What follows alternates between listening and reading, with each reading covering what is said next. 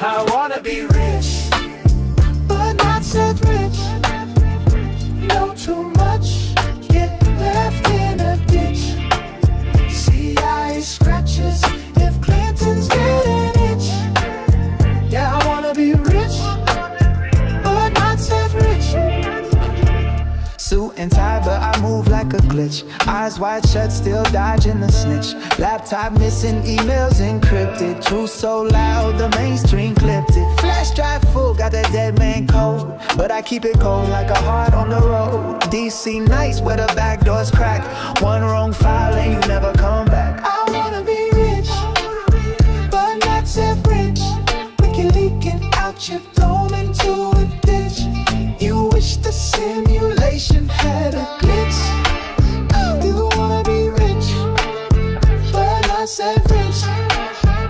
But not that rich.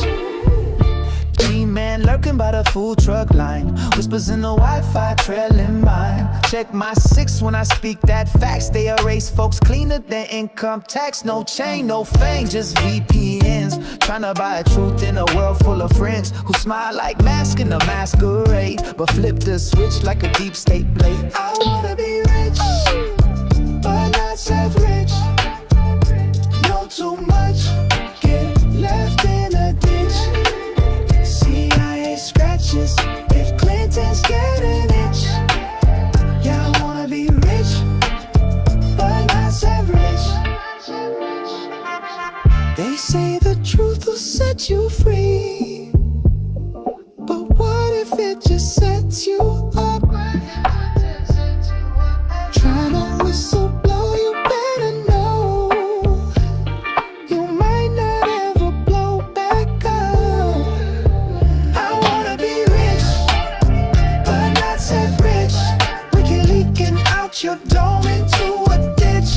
You wish the simulation had a glitch. You wanna be rich, but not that rich. But not that rich. Tell my mama I ain't suicidal, but they tap phones like a new revival. USB full of names in bold. One email could get me cold. I ain't cute, but I see the plan. When the talking points match the van. In the land of the free, you pay the price for crossing lines with too much light. I wanna be rich, but not that rich. No too much, get left in a ditch. CIA scratches if Clinton's getting itch. Yeah, I wanna be rich. Can you save us, Britney Spears? Can we be saved? God, why is Satan controlling the universe? Here comes Santa. Here comes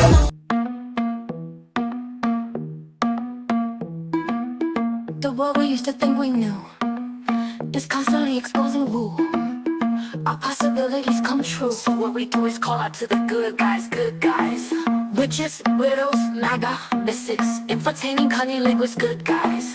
The forum of the quorum needs a secretive society to advance our philosophies intentionally, magically, good guys. Conspiracy, sex, culture, making it's okay to change your thinking, good guys. Good guys, good guys, good guys. The world we used to think we knew is constantly exposing woo. Our possibilities come true. So what we do is call out to the good guys, good guys. Witches, widows, MAGA, mystics, entertaining cunning linguists, good guys.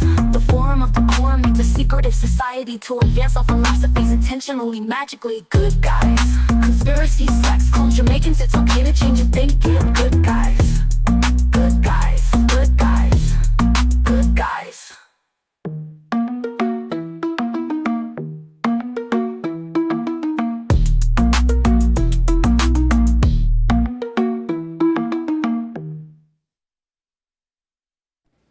Big Big ups. Happy Friday night. Welcome to another episode of the Secret Society of Good Guys.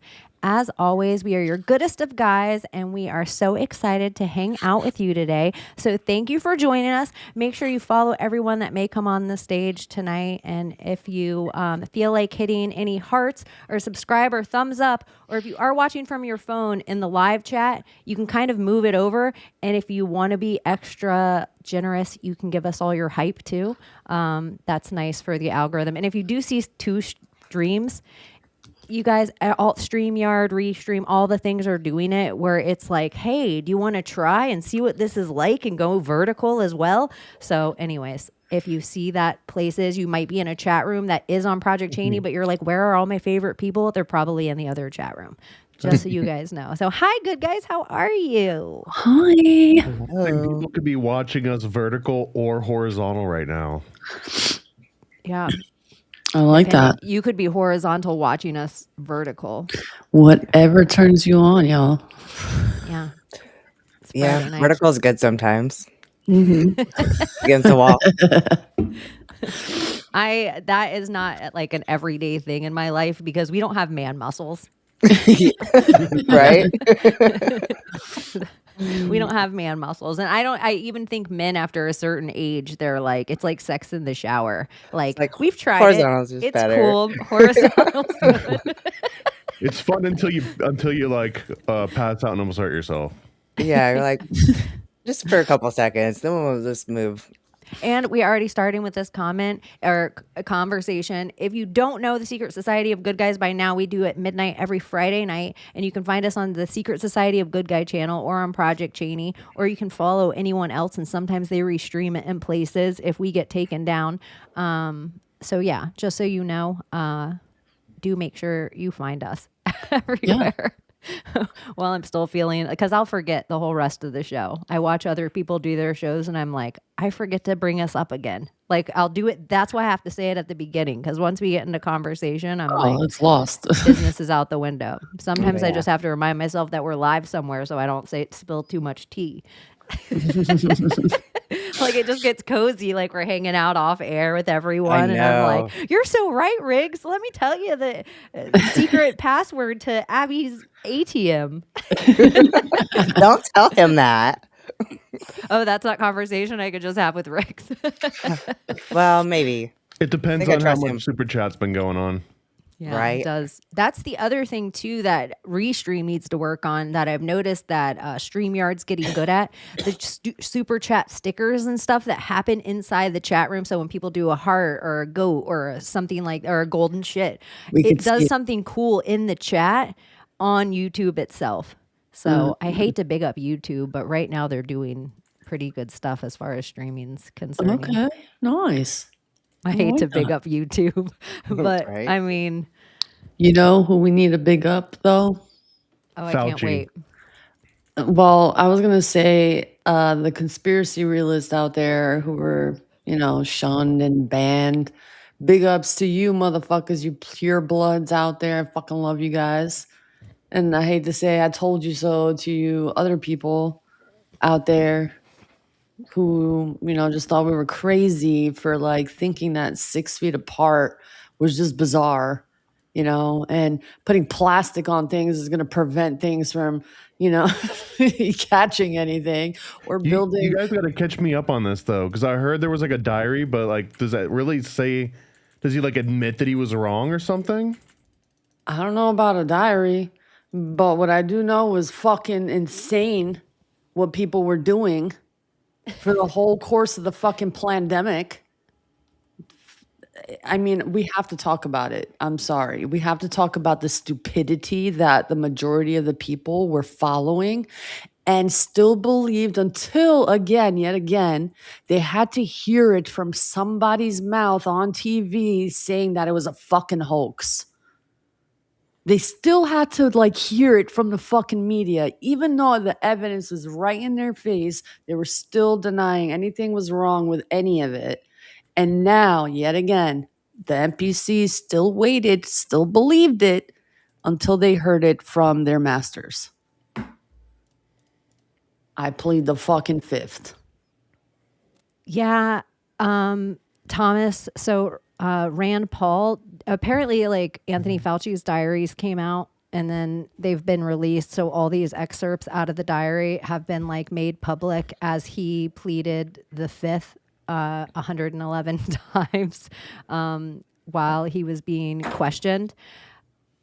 I, just as a conspiracy theorist, and I think all of history is a lie, and I watch him rewrite it in real time. And I always have wondered this, watching like Queen Elizabeth and Mary, Queen of Scots, having private conversation in letters carried by crows, or like, oh, look at this excerpt we found of Queen Victoria's diary that it says all this really, oh, look at Winston Churchill's diary lets us know the real of what he was thinking.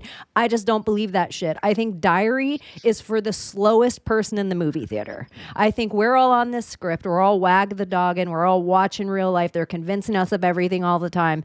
And the diary is for the person in the back that's like, is it the uncle? And everybody else in the movie theater is like, yeah, but like, welcome to the same movie we've all been watching for years. Like, that's what I feel like.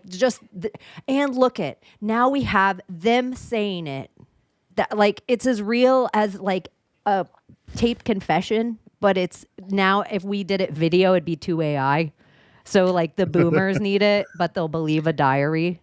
So anyway, I just think all of it's real. Dr. Fauci is like synagogue of Satan scumbag, and all of this is a dark ritual and all that stuff. But I also think I don't believe in diaries. I just don't believe it's like a little kid finally getting like, I think my mom just gave me this diary so she can spy on me. I like to think that he like wrote you, it Michael. in an attic with a ballpoint pen. His dad wrote it. They were like QAnon, like looking for him, trying to out him. So like family members hid him in the attic so he could write about his vaccine and safety. That is a really, that is And a then good and then he point. masturbated. I'm still a little butthurt, honestly. I'm still a little pissed off because it's still not over. It's the pandemic is still not over because they switched over to other Layla. forums and other methods, and it's the fucking peptide junkies now. That's the whole new, shtick. And it's like, I am sick of y'all. And it's the ones who are the anti-vaxxers, the anti-jab, the conservatives out there. One of them is Ant. I'm going to call him out because it's just bullshit. And he's pissed off about this whole Fauci thing. But you're pushing the fucking same fucking shit. You don't know what this is doing to people. Mainstream injecting yourself. Like, that's all this has done. It's like, okay, like everybody used to be afraid of needles and don't do drugs with needles. And now everyone's like on drugs with needles and fucking injecting themselves. It's like I'm with over mRNA. it. Yeah. I'm over it. Mask up. Mask up. Oh, you can't come in the store without a mask. No, you can't buy food without a mask. Go fuck yourselves. Like, literally, I'm butthurt still. Like, go fuck yourselves. And you still like had it in your brain that you did the right thing. Got the vaccine tattoo, and your barcodes. Some of them got their barcode of the fucking vaccine vial or something. So Just fucking weird. hard. Yeah. Yeah. How Right. embarrassing. I am. I'm embarrassed and Hugging ashamed each of you. other with plastic. Somebody Embarrassed told for you me and like somebody. of a transgender person that we know in common, and they were like, this transgender person, they got their vax card tattooed on them, and I'm like, no surprise. Like the agenda's already been bought by you say less at the trans thing. Like, you don't have to go too much further and also tell me they like, what's a tattoo once you cut your tits off? like, like who cares about a COVID vax? They're already buying the whole agenda. Can you believe they got a tattoo and they're like missing all the skin on their forearm? Yeah, totally. Dude, the skin on the forearm thing, this is like, not to bring it back to the movie Obsession because we talked about it last week, but the weird part of the girl when she stands up and gives the poem at the coffee shop where she reads the poem, and it's like, and if I can't have you, then I'll cut a piece off your forearm and I'll roll it up and stick it between my thighs. And I'm like, is that Like, oh she my actually God. says like a trans thing in her poem about this dude. The other thing that I wanted Abbie to watch it today. I was trying to talk her into watching it. I watched like the first 5 minutes. I knew I got life was distracted. a lot. I was like, if you have time, this is a good, but I also found it so crazy that his name's Bear. And so the whole man versus bear thing that was going around the internet. And so then they make this guy's name Bear. I just thought that was interesting. Also, Bill Cosby sweaters. If you've seen it, the idea that he's in kind of this Bill Cosby print sweater every scene of the movie doesn't fall short on me. I can't wait till you guys see it, especially. I know Thomas I've has. seen it, yeah. Yeah, but I feel like we can really beat a dead horse It's once on you guys Peacock have right seen now. it. And I feel like once Layla sees it, scorched I'm like earth. I trying know, to I be can't- careful what I watch now. I become that weirdo, y'all. Like I don't want to watch anything that gives me creepy vibes. I don't know why that's a Yeah, thing I now. had I to do used that for to a long love time. that shit. But now I'm just like, I don't know, protect myself. Get the fuck away from me. It's not horror movie. I know as it's not. It is esoteric though, Yeah. in a way. Like I mean, crystals and tarot and wishing Oh, that doesn't sticks. scare me. Yeah, it's esoteric. I would say but knowing how powerful that stuff is that I just mentioned, the rest of the movie isn't like seeing what's happening in the movie isn't a far stretch for you. Because a lot of people don't have esoteric filters at all when Got it. watching pop culture movies. So it's worth watching So then. yeah, they're like, oh, this thing's going down. Okay. Then I'll watch it. Why the fuck not? It's worth If it's it. not horror, I don't wanna, horror-ish, like- like I demon felt like possession it's- shit. It's one of the better scary movies that I've seen. And every once in a while, I just I feel can't wait like to finish it. Hereditary's good, Midsummer's good, The Witch is good. Like I once a year, at least, sometimes twice a year, like the genre where I'm like, wow, this is good story writing. I like Keenan Peele, what's his face? What's the guy that does the horror movies from? He isn't this? Oh, Jordan Peele. Jordan Peele, yeah. I like Jordan Peele's like first. But then I was thinking like M. Night Shyamalan. A lot of the great movie directors, when they start, it's like their first 1, 2, maybe third movie's good. And they kind of start smelling their own farts and lose their shtick a little bit. In the Blair Witch Project kind of way. I feel like we're in this like time where this movie obsessionally cost like $750,000 to make, which by Hollywood standards now is like Yes, a not bad percentage at all. of what it costs to make a Hollywood movie. So it's just like in a Blair Witch type way, like, we could all go out there with our 4 phones and a decent enough script and actually make something that is, because it's made $300 million so far. Can I just say that I think I love every single M. Night Shyamalan movie I've ever seen. They're not all I like do top too. 10, but I like all of them. I can't think of one that I hated. And I'm going back to the early, maybe not the very first one, which is like a weird Christian movie, but the first like trademark Shyamalan movie all took place in an elevator called The Devil, I think. And there was like a bunch of people were trapped in an elevator. Oh, I think I've seen that. No, I haven't seen it. I've seen the trailer of it. Excuse And they're me. trying to like figure out who it is, and like the light will go off, and then like it'll come back on. It's almost like that game Mafia or Werewolf, Or but Clue, it's like demon but in an all in the elevator. room. I Right? just Kinda like noticed Clue. the chat real quick. Yeah, it was kind of like a Clue thing. I don't know. He gets a lot of hate, and people. I don't know, but I think they're all, my favorite one is probably Lady in the Water, or yeah, is that what it's called? Lady in the Water. Yeah. And apparently it's like one of his least liked movies, but I loved it. Yay, there you go. Oh, thank you for waiting until I made it big. Thank you, Michael. You're so awesome. Love And my someone Friday else night sent us good guy jewels. crew. I forgot Jewels how. and golden shits. I can't pull those Yeah. up big. Like I wish I could grab those from over here and make them on top of us and like I know. give shout outs to those.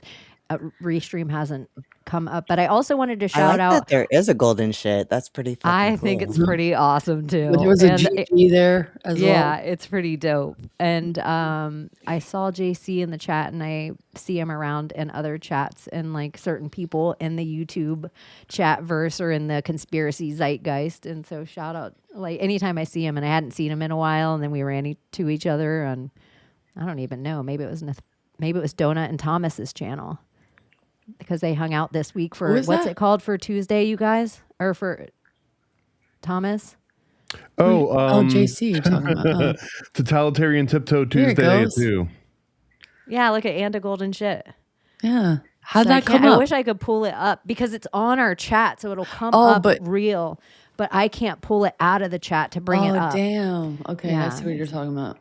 Let me see what. Yeah, it doesn't even let me touch it, and Motherfuckers. it's called Happy Poop. Yeah, you don't want to touch it. Yeah, but I wish it was like, you know what? I could probably make stickers myself of these that we like, so I'll Oh, have yeah. them to pull them up. Yeah, this will just take Smart. a little. Okay, all right. But anyways, go on, Thomas. Talk about your and Donuts hang out on yeah, Tuesdays. Donut and I we've got a new show we've been doing for like the last couple weeks, on and off since he's been in Hawaii, but it's called Totalitarian Tiptoe Taco Tuesdays at 2. And we usually throw a few extra words in there. But How it's alliterative. Say that 5 times based fast. on David Icke. That's a David Icke saying about the totalitarian tiptoe. So and it's a nice little like proving ground too, because eventually we want to do a Illuminati Yacht Club style show, and that one's probably gonna be like the best of like whatever we figure out works on Totalitarian Tiptoe Taco Tuesday at 2. We'll get it to work on the next iteration. I love that. Totalitarian taco. I just think like I enjoy shows a lot, like my friends' podcasts, but every once in a while, like I feel one when I'm watching it and I'm jealous that I'm not involved in it, not in a bad way, not even that I want to be there, but I know it's good. Like I know you, like yours and Donut's chemistry and how much information between the two of you that you have is so crazy and fun. Like Donut, you both do such good research, and you're both kind of on a same esoteric page, but you'll play along with Donut sometimes in a way that Doubting Thomas does not always play along. But he starts seeing I Donut. love that Doubting Thomas is your nickname now. But I see it from other people I always too. want to stick my finger in things too. That's what he did. But I think it's so. What I boy don't doesn't? know. I think it's good. It's enjoyable, and I'm glad you guys are doing that show. Well, I think part of it too is like he can bring me something ridiculous and I won't just completely laugh it off. It'll like Illuminati toilets, Illuminati. But then if I go to him, it's like a two-way street. I can be like, hey, Illuminati turtles. And he knows that like I'm only 10% kidding. You know what I mean? Like I'm legitimately, and then I'll go and find DARPA research. And there's not a lot of shows where we can get together like, so what do you want to talk about this week? I'm like, I want to talk about Illuminati shrimp. And I know Donut would always be down, but most people would kind of like give me a weird eye. Like, could you send me your show notes on that? Donut wouldn't ask for my show notes. He would just be like, oh yeah, let's do this. And the other thing, for real, I bet you there isn't a video on the internet right now that you can't find pistol shrimp information than more than you and Donut gave on Tuesday. That is the Guinness Book of World Records amount of pistol shrimp information, and you guys can all go find it on Paranoid American or Donut's channel on X or YouTube. But Have that's you just guys- one of the things. Have you guys talked about the Illuminati octopus yet? We've done You dolphins, need to. turtles, shrimp, and there was one other one that we've done so far. The octopus, the OA, the whole scene. Oh my goodness. I know, right? Oh. Well, that comes up in Tell me about it. Oh, Yeah, go on, there's a Layla. clip. There's a clip. Like you need to watch it. You got to pull up the clip. We'll get in it's- trouble. Old. Ah, What does she call it? Like old something. Yeah, I think I've seen every episode of the OA. and she's like, it's like almost On like a stage. stage, and And she's she's like the Russian version of herself. yeah, and she the octopus literally connects to her like Old all Night. its- Old Night, Azrael. that's what it was. Azrael, the same name as the cat in Smurfs. Yeah. which is weird. I didn't get it until just this Like, second. I'm pulling it up for you Octopuses are guys right now. intelligent. They're intelligent beings. I'm pulling They're it up for you aliens. guys right Have you now. seen that octopus movie? That's I just watched it So recently. It's wild. so good. With a red velvet dress. is this from the movie? Yep. That's from the From the OA. show, yeah. Remarkably Bright Creatures. Have you guys watched that?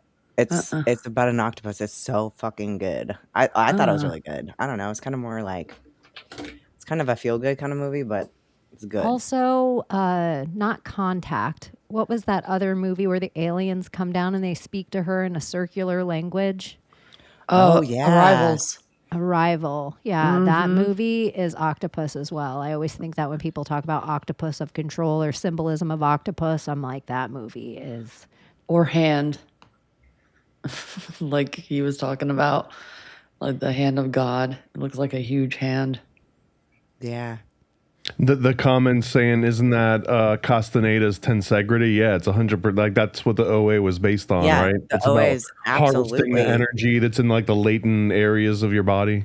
Yeah, well, and if you actually like have read any of the Dream Searchers or Dream Hackers stuff, like they are literally doing all the experiments in that freaking show. Like where it shows all the people who are like laying down in the sleep center and then they whisper their dreams and stuff. That's where the Dream Hackers research actually started, and all that is based on Carlos Castaneda. And they're a real group of people who did this stuff in Russia. So it's no surprise that the main character in the OA is Russian because this is all dream hacking. You say It's all Russian Castaneda. sleeper agents? What is this, like another QAnon? That is pretty. I never thought about sleeper agent that way before until just this moment. Like Yeah. that it would actually, if there was like astral They're travel. they're literally sleeping. The Russian sleeper agents are actually fighting in the dream sphere. They Well, are. in Where do the- you think the idea of like what Inception came from? They actually have been doing it for a long time. They even do get hired by the United States sometimes to do I need to get this book. like. Did any of you ever see Paprika? I brought it up. No, last I week. have it written down right here on the same like sheet of paper. I'm You taking gotta notes on see tonight. it. So Gotta okay, see it. that's my next thing. And even you were Well, saying like in after the obsession. first season 1 of the OA, and a lot of their NDEs, their near death experiences mixed with their dreams are in a float tank situation. And then you look at, we take this Russian information and it comes over into American intelligence, and that's where we start getting Stranger Things, because they Yeah, try it with exactly. adults for a long time. I think the adults put a bias in it, or the information they were getting, they knew adults would be privy enough to withhold or tell too much if it was a Yep. bias that would change their personal opinion. A kid wouldn't do that. A kid would come and be like, and there was a guy in a fur coat and he was talking about this. Whereas somebody else might be like, that's going to lead to a World War III. I'm not going to say it. You know, it's like there'd be no bias with children, but it's kind of a similar thing. I think it's so interesting, the float tank astral travel mix with actual dream hacking, and how they're kind of different things. Like your dreaming world different from your astral travel world. And I don't know. It just blows I my still mind. think it's fascinating that it seems, at least in our culture collectively, no one gives any real importance to the dream world, even though you spend like a third of your life there, Exactly. right? Yes, Like, and what that's else do why you spend a third of your life doing that you don't give any attention to? exactly. Did you read all of Carlos Castaneda's books or no? Yeah, I've read All of well, them? I like The Wheel of Time. I haven't because it's just all quotes from his other books, so I haven't read that one. But yes, I've read Oh, them. wow.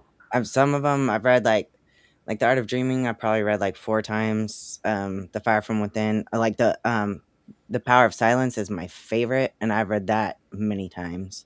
Really? Yeah, I'm going to look into that because it's very, very interesting and fascinating. Look at all that. and That's I a lot of well, books. the one Magical Passes, that's about tensegrity, so it's kind of more of a how-to thing. So I've actually watched more of the YouTube videos than I didn't read through the whole thing. It just kind of tells you why all those movements work and what they're doing, and the theory behind them. But you can actually just watch the videos and just freaking do them. So because his original witches, like Castaneda's original coven, they're the ladies doing it. Like they look so weird. They're all like very kind of masculine. But that's the thing. They're shifting their assemblage point to the point where sometimes they probably are men. So it's wild. So I need you interesting. to walk me through the Medici again because I have trouble. Anytime. Anytime. I It's love so it. weird. I have trouble, like, when you're supposed to like jump over and like look. Yeah. I have trouble When you fold keeping. them down. Yeah, I have trouble keeping track of it. So I need to walk What through it are you again. talking about, Layla, for people that maybe are just joining Secret Society of Good Guys now and you just say blanketly you Let want her Abbie to explain it. tell you the Medici? What do you Yeah. mean by this? Yeah, you explain it because it's fascinating. The patience of the Medici is, I mean, for lack of better words, it's just an algorithm, but it's a way to hack reality using a deck of cards. So, it's not for the lighthearted because once you do it, your mind will be blown and you won't see things the same ever again.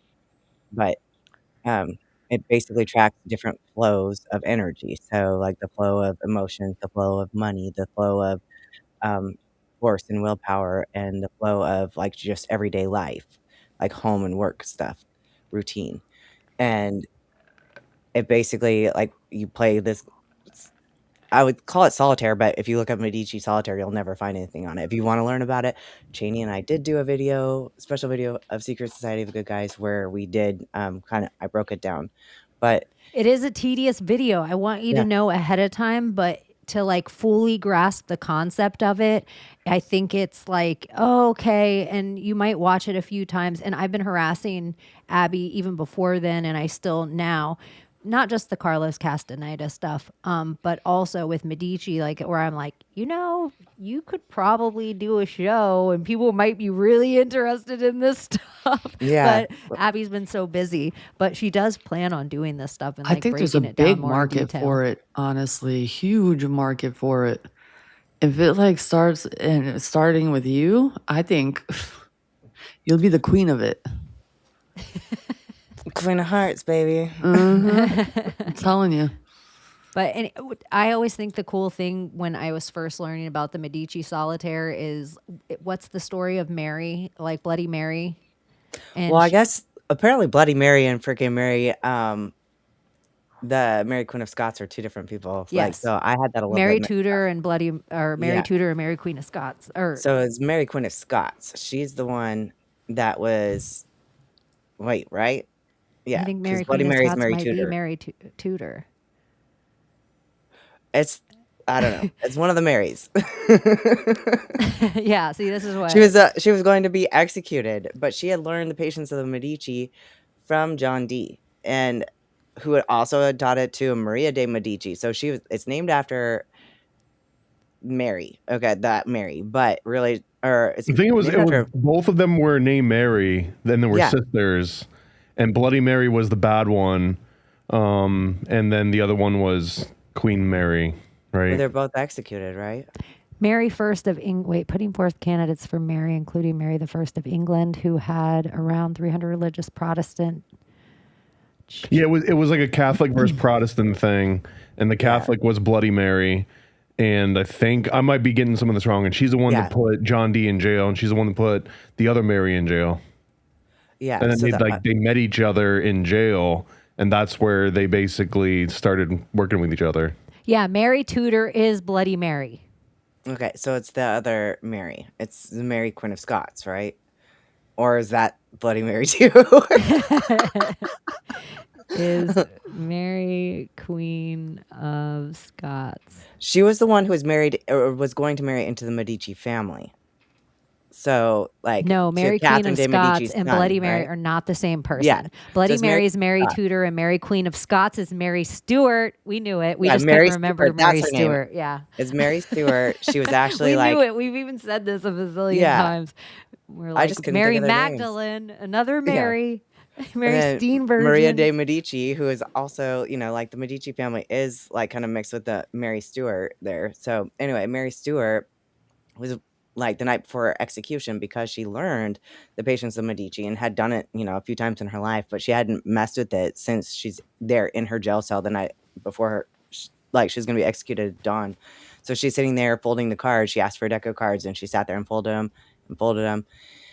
And right before dawn, they came and got her, and she said, "Damn, I almost had it." Like she was like, if she would have folded the cards, she would have been able to enact her chain and watch her chain, and she would have saved herself. So she knew because she had watched the impossible happen with it. You will make the impossible happen with it. And they said with Bloody Mary, the reason they called her Bloody Mary is because when they went to try to kill her, the axe did not go through on the first time, and then it didn't go through on the second time, and then they had to get a saw and actually saw her head off.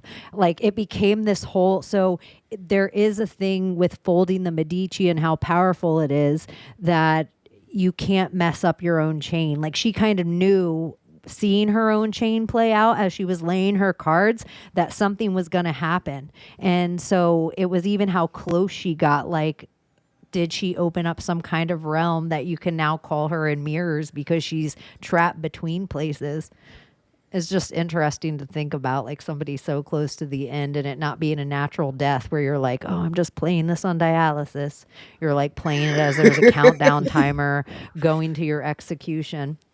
That's why I need like that guide for the first couple times that I do it, because it's a lot of numbers and I feel like I have like number dyslexia.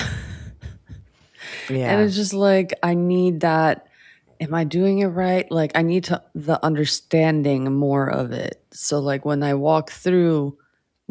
walkthrough eventually, when everything's settled, I want to do one with you together. Oh yeah. Yeah. That would be fun. I'm down. We should record it and go live and do it. Oh, we should. Because Yeah. guess what? I'm free of the school system now. So I can like, Oh, do you I'm want to working share Now you can get stuff weird. with our Today was- audience? Dear Diary. Start Dear with that. Diary. Yeah, that Today sounds was big. my last day of my 8-year job in public education. I am free. I'm Woohoo. now officially in IT for a big corporation.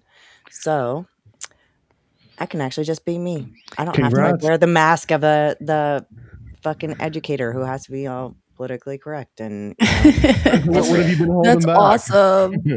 my tits. I've just been wanting to show everybody my titties. That's it. Yay. That's all. That's all Yes it's been to about. Sorry, tits. it's just been my tits. I'm dressing conservative. This is the last night Yeah. of Abbie in a shirt. So make That's sure you it, like y'all. and subscribe. Just need to Tune see- in next week. Ass and titty. And Ass big and corporation titty, that baby. she's working for, they're all about it. You gotta milk this a little bit. Hell That is yeah. cool. Congratulations. We're gonna go deep on the school you. system now. I've been a blubbery crybaby the past 3 days. I don't think I've cried so much. I've never cried about leaving a job before. So I Well, wish you we had a loved it. musical interlude because I do like, let's get woo woo for a minute and talk about the moon. And it would just be like, seriously, this moon was rough. how was your guys' buck moon, your full buck moon in Aquarius? Did you feel like there was different energies? Was everything all I've the had same? better. I've had better. Did you notice any craziness, emotional, anything like that? I was on my period. So I was home. I had off. I hibernated. I hid away from everybody. And I think that was the best thing for everybody, honestly. And it was my luteal phase too. And so, Lunatic. I wish I could say it was hormones. It was just like, I was just a pathetic. Oh my gosh. Like, yesterday I cried all day long. I feel that. I feel that. When was the last time you cried all day, Thomas? I took 1,000 Tuesday. milligrams of Rick Simpson oil on just like a whim one morning, thinking like I can handle this. This isn't a big deal. I go through 1,000 milligrams of dabs. Like I can no do problem. 1,000 milligrams in a day, not a problem. And I want to say like 4 hours later, I went down just like, I was like, had to like lay down. There was a lot going on. And I just started crying. Like it wasn't about anything specifically, but like my body was going through the exact same motions it would go through Wow. if you were like crying about something. It was cleaning out your lung meridian. That's actually good. I guess Yeah. I guess so. It Your was weird. sinuses. You needed I it. haven't even taken Rick Simpson oil since. I don't blame you. The last time I took Rick Simpson oil, I had a near-death experience, and I haven't taken it since either. Like when people, like if somebody had a certain amount of milligrams of Rick Simpson oil in front of me, and then like a certain amount of grams of DMT, I might take the DMT. Just because I know how quick the experience will be, and I'll be like, I can muster through You'll think you're gonna die, but it's only gonna last for like 15 20 minutes. Yeah. Yeah.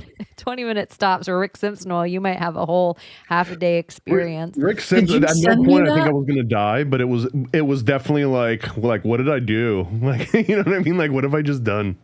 Was that what you sent me? That little vial that one time? Yeah. No wonder. Because I remember I was like, oh, this is nothing, and I took like half of it. And I was just, whoa. I was like, what? I was like, this is like, has to be like sour or something. I didn't know. Like I was paranoid as shit. I didn't know, but I was fine. The paranoia was like for 15 minutes. Well, My the brother's like, paranoia "What was the old school. fuck?" Yeah, he's like, what the fuck? I was like, yeah, it's this stuff. He's like, what is that? I was like, I don't know. Chaney said to me, it's so great though. And it lasted for a while, the high, which was great.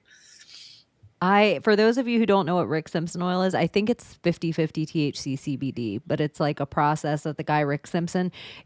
For those of you who don't know what it is, and you may know somebody in your life going through cancer, I just highly recommend that you like research it like a conspiracy theorist. I just think it's like a miracle drug out there, and not enough people know about it. And there's been a lot of stuff against it, I think. But I just think a lot of things that alleviate. They'd rather you sit in a chemo chair for $5,000 a pop than grow a plant in your backyard that Yeah. might help you keep food down. Like I don't know. So I do It's good definitely think stuff. research Rick Simpson oil, but it is You're supposed to strong. like just eat it, right? Like just take it. You could. There's the original use was actually your skin. I think that like Rick Simpson had some kind of a skin cancer, and he didn't want to go through whatever treatments they were suggesting him, so he made it. Rick Simpson oil. And the thing that was special about it is that it's whole plant. He uses the entire plant, like the leaves, the chlorophyll, everything. And I think that most other concentrates, they don't. They basically refine it, they distill it. But no, he didn't eat it. The original one, he actually applied it topically on top of the areas where he had the skin cancer, and claimed that basically got rid of it for him. But yeah, people eat it. Some people put it in like blunts and stuff. I think I would suggest that you eat it if you're going to do it. And you're supposed to put it with something that's got fat. So people I put it with just all eat it kinds like of stuff. that. But the big one would be crackers with peanut butter, and you like put it in the oven for a little while. I don't know what the whole process is. Again, I just straight up took a syringe of it, like 1,000 milligrams, and I think I like put it in a piece of bread with a banana and just went at it. Yeah, I put it on the tip of a spoon and just was like, lick. And then I just drank. So he used it like black salve, which is like that stuff is so potent that if you actually have something like cancer or something like that, it can make an actual hole in your arm where the cancer was. It'll draw it out. It'll kill it. But yeah. There's so many studies you can find everywhere on it. Look into it. Like if stuff that can actually help you, if there's not money to be made on it by the industry, then there's tons of money to go and not research it correctly. So I just think it is one of the things in conspiracy that doesn't get talked about enough. And I know there's a whole like contingency of people out there that they're like, these are all the reasons marijuana are bad, and here's all the reasons versus alcohol, and here's all the reasons versus this, and here the same way you could pour like moonshine and make your wound all antiseptic, antibacterial, and stuff like that. There might be a medicinal value of it. It might not be to drink unless you're in surgery. Like there might be some things that you're like, we need to knock this person out because they just broke their leg and we need to reset it. Take a swig of this. Like I just think there is things, everybody gets a versus about things, and there is value of stuff. And some of the reason they want some stuff to be a party drug, even some psychedelics, are because there might be some healing properties to it somewhere for you that is there's no like, and now you're go do this DMT and now you're forever a patient of my therapy. I feel I healed the shit out of myself, whatever I did. I don't know what Good. I fixed, but it fixed Well, something. like I I need said, some I more, I mean, guess. crying cleans out your lung meridian, and that, the meridians run all through your body. So it's like your fascia, your electrical system, all of that. But crying is the emotion that needs that. Like when you feel inclined to cry and you don't even have a source, it's something where you've stored like little pockets of emotion that you never felt and never dealt with. So you actually really did healing to your body by doing that for sure. Like even just that part alone. Mm-hmm. Does anybody else hear Crying by Aerosmith, or is that just Nimrod? I cry by Oh, everything now. I heard that song today. I cry mainly with like the simplest things of like nature recently, like the Mhm. beauty behind things. It's so weird. I've become so emotional with like nature, like a little It does that child. to me too. I know. It's Well, so you know when you hear that, like people are being hateful, and as a conspiracy theorist, you're researching like menorahs, and I'm just talking for myself. And you're just in this rabbit hole, and it's 10 hours long, and somewhere online, some a-hole, and you post a thing, they're like, go touch grass, and you're like, fuck off. But in reality, do. Like sometimes, and I've just taken it to like myself. It doesn't matter how much of the real world I could be like, oh, World War III, World War III. Oh, I'm so mad at Fauci. Fuck Fauci. Fuck Fauci. I just whatever thing my algorithm's feeding me, and then I go touch grass, and I'm like, notice like gardenias. Right now, it's gardenia season in Florida, and they just remind me of my grandma. So everywhere I see them, and I also know with gardenias, full of little ants and little bugs. So it's like you want them in your house. You want to pick up all these sweet smelling things and take them inside, but then they have all these bugs, so you got to let them float in water if you want them in your house so the bugs can drown. And so then it's like this really pretty thing into this really brutal like ant drowning thing. But then I'm like, I just needed to go touch grass because now I'm not thinking about menorahs being flamethrowers and Burning Man and like Congress in the shape of where Charlie Kirk got shot. Like now I'm not thinking about that stuff and seeing it. I'm watching Obsession being like, there's a menorah. There's a menorah. Abba, all this, like whatever. That's how I get. This is me personally. So I do need to go touch grass because it going to sit at the beach. I see you all the time at the beach. Just instantly like, oh shit. Like all that menorahs don't matter. yeah. Like what I said in my video, if there's like one thing that I would like to accomplish is like making sure that every interaction that I have with people, I hope that they have like a feeling of love with me, like a connection of love, not meaning like I love you or I'm in love with you, but like that I was like The a God in loving me reaches person. out and loves the God in you. Yeah. Yeah, that. Once they're Like, bringing that Hadith shit, then they can get that's fucked. yeah. But that's what I'm working Go drink on your camel also, piss. though. Like my reaction to things, besides the vaccines, I think like that whole thing was just traumatizing to see like the world just become that. But even working on my reaction to things and like me being so, because I was hurt a lot and me being so like, protect myself, let me attack them back. It shouldn't be that way. It should be like, maybe I should go about it a different way instead of like, I fucking hate you and then say, I hate you too. No, actually, it's okay. You could hate me, but I love you. Instead I of going think, with that fuck you back, yeah. Well, and I think it's kind of important to see what our triggers are, like those little things, and like, and sit there and instead of reacting like, why is this triggering me? Like, what is this telling me about me? What do I need to like integrate or heal in myself that Yeah. is even bothering me? I don't know. Thomas, Not do to you say ever that I'm have good those at that. thoughts? Just I think, I'm good at giving advice. Yeah. Are you just like love me or leave me? I am who I am, or are you like I'm growing and changing every day? I actually think the opposite constantly. I think more and more like how, because if I'm trying to like please more people or make everyone feel loved through like an interaction, I almost feel like I'm doing something wrong. Like, oh, you're limiting yourself by doing that because you can't please everybody. I can't like. I would rather be in a small group of says we can't please extremists. I everybody, guess Thomas? you know what I mean. So a small little group of weirdos are a little more comfortable. I don't know. It's so beautiful I though. feel like if you leave an interaction and you felt love, like now you're gonna ask me to help you move, or like you're gonna ask me for something. Now you need a ride to the airport. Yeah, now you're gonna need So something you from feel me. like I just don't want to get involved. everything is transactional. That I would say, yeah. I've been programmed that way 100%.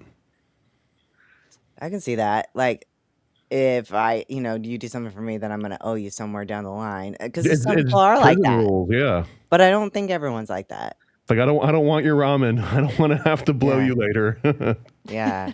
It's like, why can't we be like the system of earth, like the dirt that gives to the seed that grows into the tree that grows into the flower that grows into the fruit, and the flower that gives and gives and gives and gives and gives like clockwork, lovingly, freely, without anything in return. Or you can be the bunny that eats the Love you, Layla. fruit that's rotting on the ground or runs into my garden and takes it. Or you can That be the too. wolf that eats the deer and just attacks it while it's chewing on the flower in the middle That of the field. exists. Or the cat that just rips those little baby But that bunnies out of their doesn't- hole and just like rips their head Plays off and with it on your plays with porch them. for Doesn't an even hour eat and it. makes it squeak Just like a have little fun squeaker with it. toy. Yeah. Or the owl that flies down and grabs your cat out Yeah, of the but yard after it's tore we're apart the bunny. different. We're different. Love you guys. We're the thing that worships. We're the thing that records on this planet. We're the thing that leaves the footprint and stamp of things. They leave bones. Yes, we leave bones, but we leave art. We leave memory. We leave proof of worship.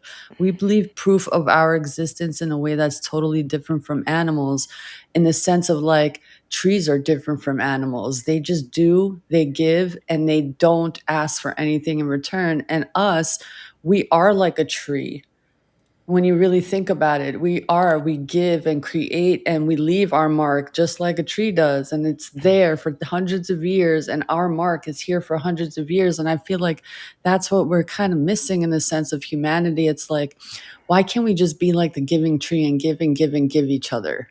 Instead What's of take and funny take and that you're take, you using know? this analogy right now or this metaphor, like that's Mm-hmm. what I've been kind of thinking about today, and yesterday while I'm Mm-hmm. sitting here crying, is that like, I guess the reason why I'm having such a strong reaction is like this job really did give me strong roots, Mm-hmm. but growing, like breaking out of the root phase and breaking the surface and everything, that's what we aim to do, but it's not always easy. Did you cry when Right? you separated from the military? Fuck no, I threw away every one of my uniforms. Every one of them, and I regret it. I wish I would have kept them. I was like, fuck Me you. too. No, me too. I threw all my stuff away, and then afterwards, I was like, "Ooh, I could have sold those for like I know. those weren't And cheap." I was like, exactly. And my thought, like, afterwards was like, or as I was doing, it's like, you're going to regret this later. And I was like, no, fuck it. I don't want any memory of this. And yeah. Thanks, Maria. Oh, God. She's like my girl crush. She's just hot in herself. So She is. I saw the Yes. ruckus that was created. I was like, what's going on over there? And it was like, oh, my Maria's here. But that's how it is in real life with her, you guys. Like if I you just bet, walk yeah. into a place She and it's sparkles, just huh? like a normal All place eyes on her. and then it's like a little bit of a ruckus. Yeah, like walking down the street, it's just normal conversation amongst like the group of us and then screaming cars. Babe, hey, mommy. Yeah, it's just a ruckus everywhere with my Maria. So if you're like, oh, that's my girl crush, it's when a hot girl says you're hot, it makes you even hotter than if an Yeah, girl right? says it. I love telling girls that they're hot if they're hot. I think more women should do that. But I think guys like the same way. Like I think a not gay version of that would be like, hey man, this is an awesome truck. Like like I think sometimes guys spend all this time on things like you see a guy like in the lawn all day doing the landscape, cutting the trees, and like some dude should walk by and be like, wow, nice landscaping, man. Like nobody notices sometimes the things that men are up to, and a girl's like, girl, did you just get your nails painted? Like she didn't paint her own nails, but it's like, yes, Kiki. Like girls do notice a little bit. It's so out of the ordinary though for someone to do that because my first thought's like, oh, this fucker's casing the joint. Now I got to make sure like all my guns are lubed up. You're like, I Like, don't the even first trust thing I'm this guy at thinking is all. like, how this guy's trying to take something from me. How do I hurt him? You said bones earlier, Layla. We sometimes talk about movies or whatever on this show. Has anyone seen? I was like, I hope Thomas has seen this. Has anyone seen? I think it's called Year 10. Oh, that sounds so Hold on, I have to familiar. Is that a see. caveman movie? No, let me make sure it's the right name before because I do this shit all the time. I'll be telling you guys about like Dennis Hopper and Mean Dennis Quaid. Year 10. I think it's called Year No, 10. I haven't seen it. It's with a wolf. Okay, yes, Year 10. It's like a post-apocalyptic movie. Oh, yeah, no. And I don't want to give anything away for you guys. I kind of want you to watch it. It It's says a like horror? It's kind of the same thing as Obsession, where it says this word of horror, but it isn't that thing. It's like more suspenseful and thriller. One of the things I like about it is it's kind of like Apocalypto, where there is no word. Like, I didn't realize it until I was like Ooh, an I like hour and that. 15 minutes in that I'm like, I don't think anyone spoke this whole movie. And I didn't even realize it. But the same as Apocalypto, where you're like, I just like that, though. in it and everything's being said that needs to be said. And I don't even recall, like, I didn't read any of it. I just looked at I don't know how long it took me to realize that we are in a post-apocalyptic or a parallel timeline, but I feel like it was pretty quick into the movie. Like, oh, this feels like these people are not just living off grid by choice kind of situation. But I don't want to give anything away because I was like, you said bones on the ground, and there's just one scene in the movie where I was like, oh, this took a different turn of what I thought this movie was. But No, you got to tell us now. well, there's like skull and bones on the ground in one scene. Oh, and it's wow. like pretty early into the movie, and it's like a fire around it. And Jules is like, huh, what is it? And I'm like, they ate him. Well, And I'm it looking was at the tagline. cannibalism. The tagline literally gives the whole plot Yes. away. Oh, good. And like, I haven't. I don't know any of what it's about. It just came across my thing and I saw it. So I haven't read anything to know what it. So read what it says. So the tagline is 10 years after the fall of civilization, cannibalism has become the only option for humanity survivors. So it's a movie about people eating people. yeah. So I don't. It doesn't make it like it's not like the main premise of the movie by any Okay. means. It is a premise of the movie. It's just background flavor. Well, it's just like you realize, like, oh, this is post-apocalyptic. This is a cold environment. There might not be a lot of food to go around. Like, it's like you see all this play out, but because there's no words, nobody's having a conversation with each other. It's like, you know, people. I just felt like there was a lot of moisture and it seemed cold. But anyways, yeah. So it's like a little. There's cannibalism involved in it, but it's curious, like the plot, but I enjoyed it too in the same way as Obsession. Would you ever knowingly eat human meat if it were your only option? Watching this, my wife and I actually had the conversation, which I think you should have with all your friends, and decide what the ruthers are and what your own moral compass is. But I'll tell you guys, if we're ever on a like rugby team and we're flying across the Andes and our planes go down and all of a sudden we're without anything for however long, if I die, eat me. Eat me. Yeah. I will have like whatever the repercussions are. If I have to write it down and sign something before we all make this trek, I just feel like if it keeps you alive, do that thing. Like, but don't kill me, please. For Yeah. that thing. Don't kill me. I won't Yeah, kill you. and I'll so eat that's you where if you're I dead. feel like the difference is. Yeah. There is a little weird scene in that movie. I don't feel like it gives anything away. It's like so small. But at one time, he's like just running and there's like a little flower off a tree. And I was like, oh my gosh. Like in my head, I'm like, if you're a cannibal, but you don't have to be a cannibal except in the wintertime. Like that's the only time that they're super desperate to get through the year. And then once the spring's out and the water melts and all this stuff, can they just fish? Yeah. You know, Why can't you just fish now and go ice fishing? I don't know, dude. You Like, mean what in the like fuck? in a zombie post-apocalyptic world? Yeah. Usually it's because the fish have all been contaminated and they're also dead. Or if you eat them, then I they don't would like believe be that full of shit. poison or something. Oh, because the virus can magically enter the water, like Dr. Fauci assumed that was flying in the air 6 feet apart. I don't know if Fauci's in this movie or not. There'll be a Fauci I out don't know for that sure. he's not in the movie though. To be There's fair. always a Fauci out there. I like that now that like Fucking anytime a movie ouchies. comes on, you're like, oh yeah, like this would have happened in a world with Fauci. Yeah, that Literally. could be why Right, it Sarah happened. Connor. Did you get the vax? Follow the arrows. I like how before we even got to the 12-minute mark of this episode of Secret Society of Good Guys, make sure you hit the like and subscribe. I was like, the amount of shit we already said about Fauci and vaccines and da-da-da, and I was about to be like, oh, this is going to be a rough one for like right after it hits. It's going to be like, you're not allowed to have this on YouTube. But I'm like, with that diary that just came out, there's got to be 1 million more podcasts talking about the details, which is worse than anything we just bitched about. Yeah, so I so was go like, ahead. I think we're in the Vaccine. clear. Yeah, I think we're in could the say clear. the word. I don't have to think say it- schmaxine. At some point, they just realized it was more profitable to mine everybody's data instead of silencing people. They would rather track what you're saying and who's following you and who's clicking like and who's doing super chats and adding comments so that they can build a profile on you so that they can either sell something to you or arrest you. One of those two. Arrest me, motherfucker. YouTube has a thing that they do, like every app has it now where they're like, do you want us to make an AI version of your thumbnail? Like the computer listens to your whole show and then it'll do an AI version. But you can also go into YouTube Studio.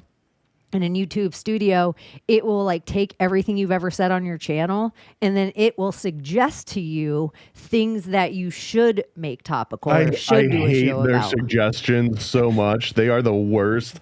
I should pull some up while we're talking. Yeah, just do to it see what it's please, telling me. because everybody, you guys all know what Thomas is up there talking about on Paranoid American. So wait till you see what it pulls up, because it'll pull up something like, do the angels make a homunculus on Gulliver's Travels? It like adds 10 things together that he kind of talked about and to make a Masonic Luciferian cult, and it'll make this like a question, and then it'll make you a thumbnail for it. And the illusion is that they'll push you on the algorithm if you do this thing, but I just think it's starting to make the little tiny gaps it has in AI history that it can't make sense to itself. If it can get us to go on and talk about these topics, then it can attach dots between the stuff that makes no sense that people are talking about. So it's like It's actually goading got a people. few of these nailed, but it's making suggestions that I've like already done. Like, yeah, congratulations. You just summarize like the content that's already. Well, here's one of them.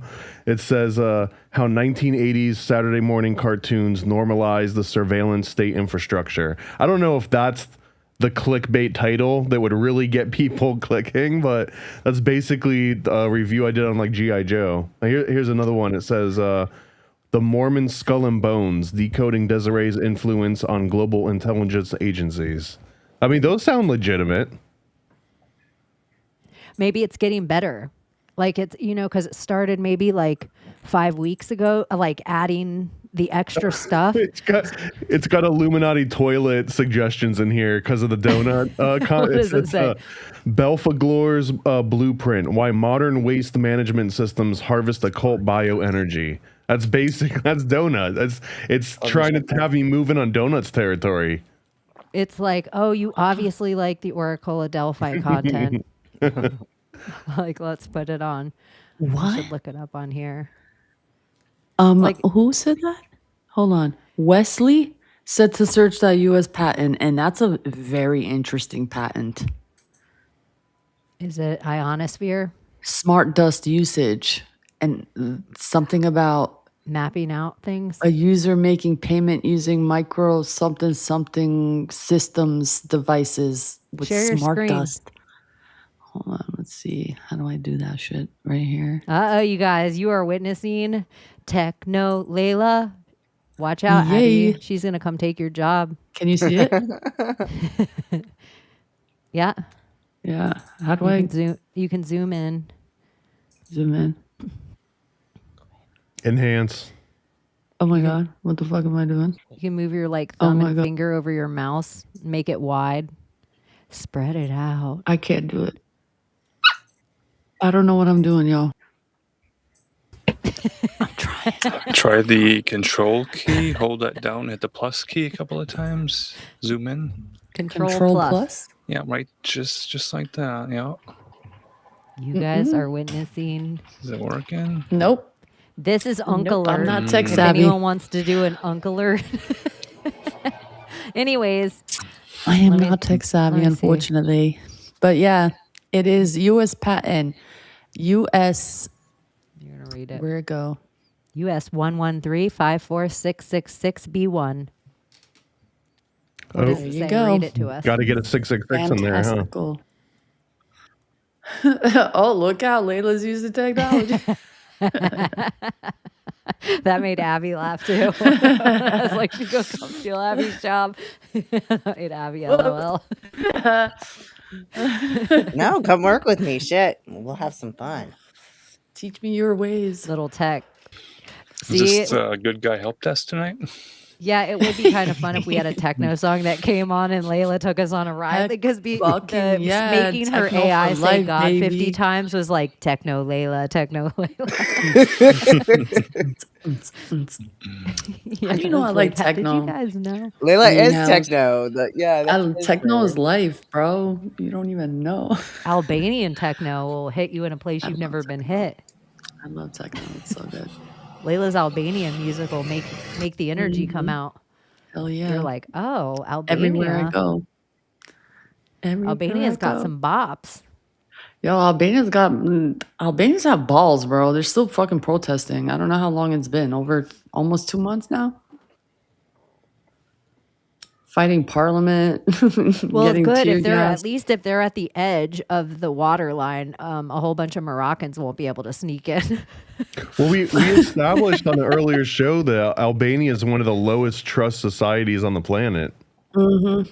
Apparently. Look at if Layla is the only person we ever meet from Albania, and we all other represent different nations.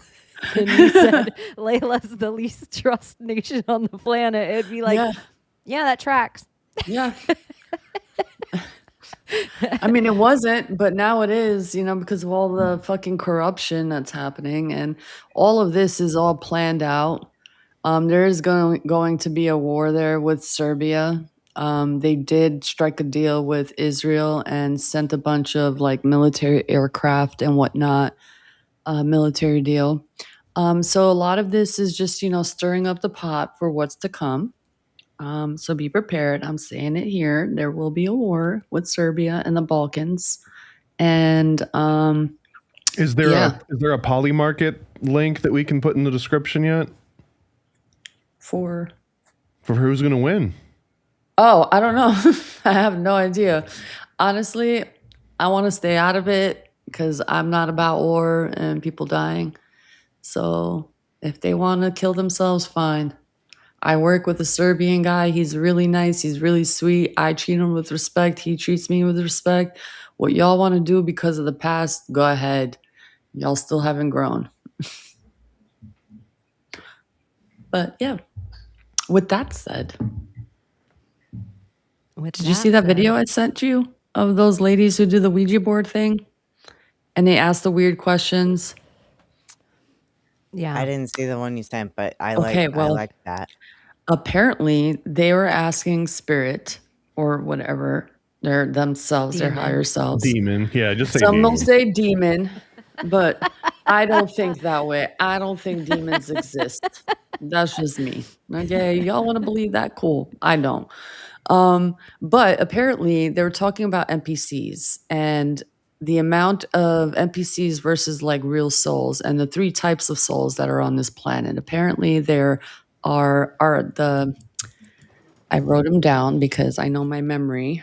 Let me just pull that up real Proud of quick. you. Layla's bringing notes. Layla's bringing notes. You're So inspiring Chaney tonight. relic No, souls. Layla's on Marilyn. Layla's on it.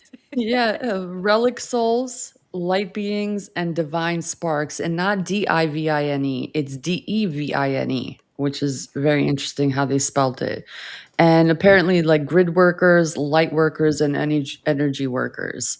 And it's like the three fates who weave the web, like the weaving spiders. And it's like they're all three different souls. So the first group of souls, which are out of the 8 million, the larger group are the relics. Then the light beings come second, and then the less amount of souls are like true souls are divine sparks, and they're all here for a different reason. And I believe light beings are here for to bring light to everything, and the divine sparks are the energy workers behind everything, and then the relics are the grid workers. So it's very interesting when they got into this, and the NPCs, 99% of the world are like NPCs, and they aren't even aware that they're NPC and they could play the part, but they're just here to antagonize the real souls. They're part of the false overlay matrix. This narrative they scares say. me a little bit because it's like a short skip, hop, and jump away from, and that's why it's okay to shoot them. You know what I mean? Like, there's just a tiny little bit of connective tissue until you completely depersonalize them. Like putting a bullet between a zombie's eyes. Look, You're I like, mean, well, like, that's okay. maybe It's like an that might just NPC be is like like a zombie that doesn't have pus coming out of its face. No, 100. First, it goes zombies, and then Nazis, and then Nazi zombies, right? Like those are like the three acceptable things that even Disney and like Nintendo games will let you kill. But once it gets out of that range, but if now you're just saying like, well, NPCs, because NPCs are pretty much expendable. They just re-res when you turn around or you restart, whatever. Like, right? They don't have a storyline. But to think that, like, if you're going around your day to day, you're in the grocery store and you're looking around and you're like, no one here has any souls. They're just fake people. I feel like that's the first thing that like the Columbine kids like start thinking too, or like Like whoever at it is. It's fucking like, the Dream Realm, though, like they have their little script, and if you divert from it, they don't know what the fuck Yeah, to it's do. like It's like there's NPCs everywhere. yeah, So they're part of the what if codes reality is just like that? of this like illusion that we witness as real. Okay, they're Are the part of birds that. part of the code? Like, are the animals NPCs too in Yeah, this they're dog I would scenario? love to not ask that question, actually. I'm going to ask that question when they go live, because they go live on TikTok, and I want to ask that question and see what comes up and screen record it, because just out of curiosity, it just, the idea that NPCs are a thing is really real to me, because some people that you meet out here, like you can genuinely feel it's a genuine soul, and then some are just like, are you even human? could it just be autism? Like, do you have like an ounce of humanity within you? Are you just like really like that coded? And yeah, it's just weird. Speaking of human, But in the same way of it's kind of talk like about it. weird. Sometimes quantum physics stuff also goes when you read like super old different religious text from different religions. So you get this thing like weaving, and then you see this thing like a tesseract, and you're like, oh, like this takes on a whole different meaning like this. And Yeah, then 'cause if it's not some up and down. It's if something, let's say multidimensional. someone is part of the NPC zeitgeist idea, are they part of the tesseract? So they in fact have to be here for you, like they're one of your roads, like they're Yeah. part of your trail, like your breadcrumbs that you're picking up. So even though they're not a traveler on the tesseract, they are a living part of the tesseract. Yeah, Does this make they're sense? part of it itself. Yes, Like they're the map itself, and they're not a traveler on the map. If you break down what NPC actually means, though, everybody except for you is technically an NPC. Like you can only play your own character. Therefore, everybody else on the planet is an NPC to you. Well, actually, Thomas, have you played an MMORPG to understand that there are NPCs in the world, but then there are other players who actually subscribe to pay money to Right, play right, as but real characters who are also going on the quests. So there are multiple people that you can join in parties. But if you actually played a faction game, then you'll understand there's orcs and there's dwarves, or but I'm there's saying, alliance but an versus the horde. NPC is a relative term because playable is Unk is a relative term. It's about Non-player family, consciousness. I like that. tribalism, in-group and out-group. I like that, Wesley. but it's relative. It's only not playable to you, but something's playing. Even if it's AI, even if it's like a little loop in the code that just says walk back and forth and respond. Technically, something is playing that character. It's just not you, so it's non-playable from your standpoint. It's a code that's playing off on its code, just like the tree is playing off the tree roll. Here's and a doing its crazy thing. idea. You know how like you're saying like some people feel like they have a soul. So whatever is driving them, God, source, whatever you pick for this thing, they're the ones without the free will. So you're not attached to the NPCs. You're attached to the different driver of you that they're attached to too. So you feel them. So you guys are actually attached to the same source, that it's not that they're not attached to some source. They're not attached to the same one you're feeling you're attached to. So it's like almost like there's dueling characters like GTA, like God TA. And then there's these different factions being played on the game board right now. Yeah. But some people you feel attached to. So are they being played by the same thing you're being played by? It's like, Good. to me, like I'm thinking about the three fates, the three body problems, the three souls. And it's like the three angles, the triangle. And then I think of light hitting the glass, and it creates that prism. And it's almost like that light beam, which is source, that creates everything that hits the mirror, that prism idea. What is that called? Where Say the it light again. hits the triangle or hits the Hologram? prism. Dark You know, side the moon cover. that field of light where it's like it hits the lens or it hits the glass and it bounces off and separates. reflects. Yeah. Yeah, I think you and said, I think it's separates. prism. I think Just that's prism, what it is. And it's like light that in a sense. And they have your non-soul beings, and then you have your special three soul beings. And they're all here to play. They all come from a source, but that's part of the game. It's like you have your characters to pick, and these are the three souls that you have. And then you can probably even have the option of being like, oh, I don't even want to do any of that. I just want to be blah, docile.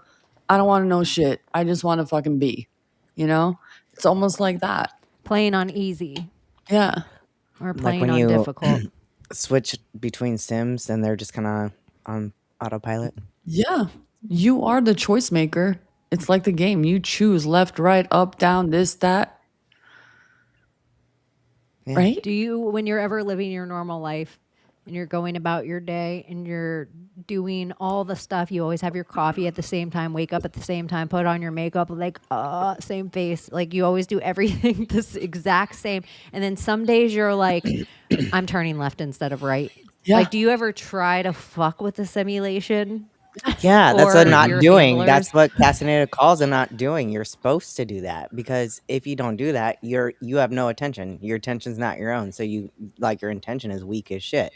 So if you sit there and like try to use your mouse with your left hand, or take a different way to work or whatever, you're disrupting your attention, your autopilot, so that way you have your attention. He calls those not doings. I like to do that once in a while. It surprises me too.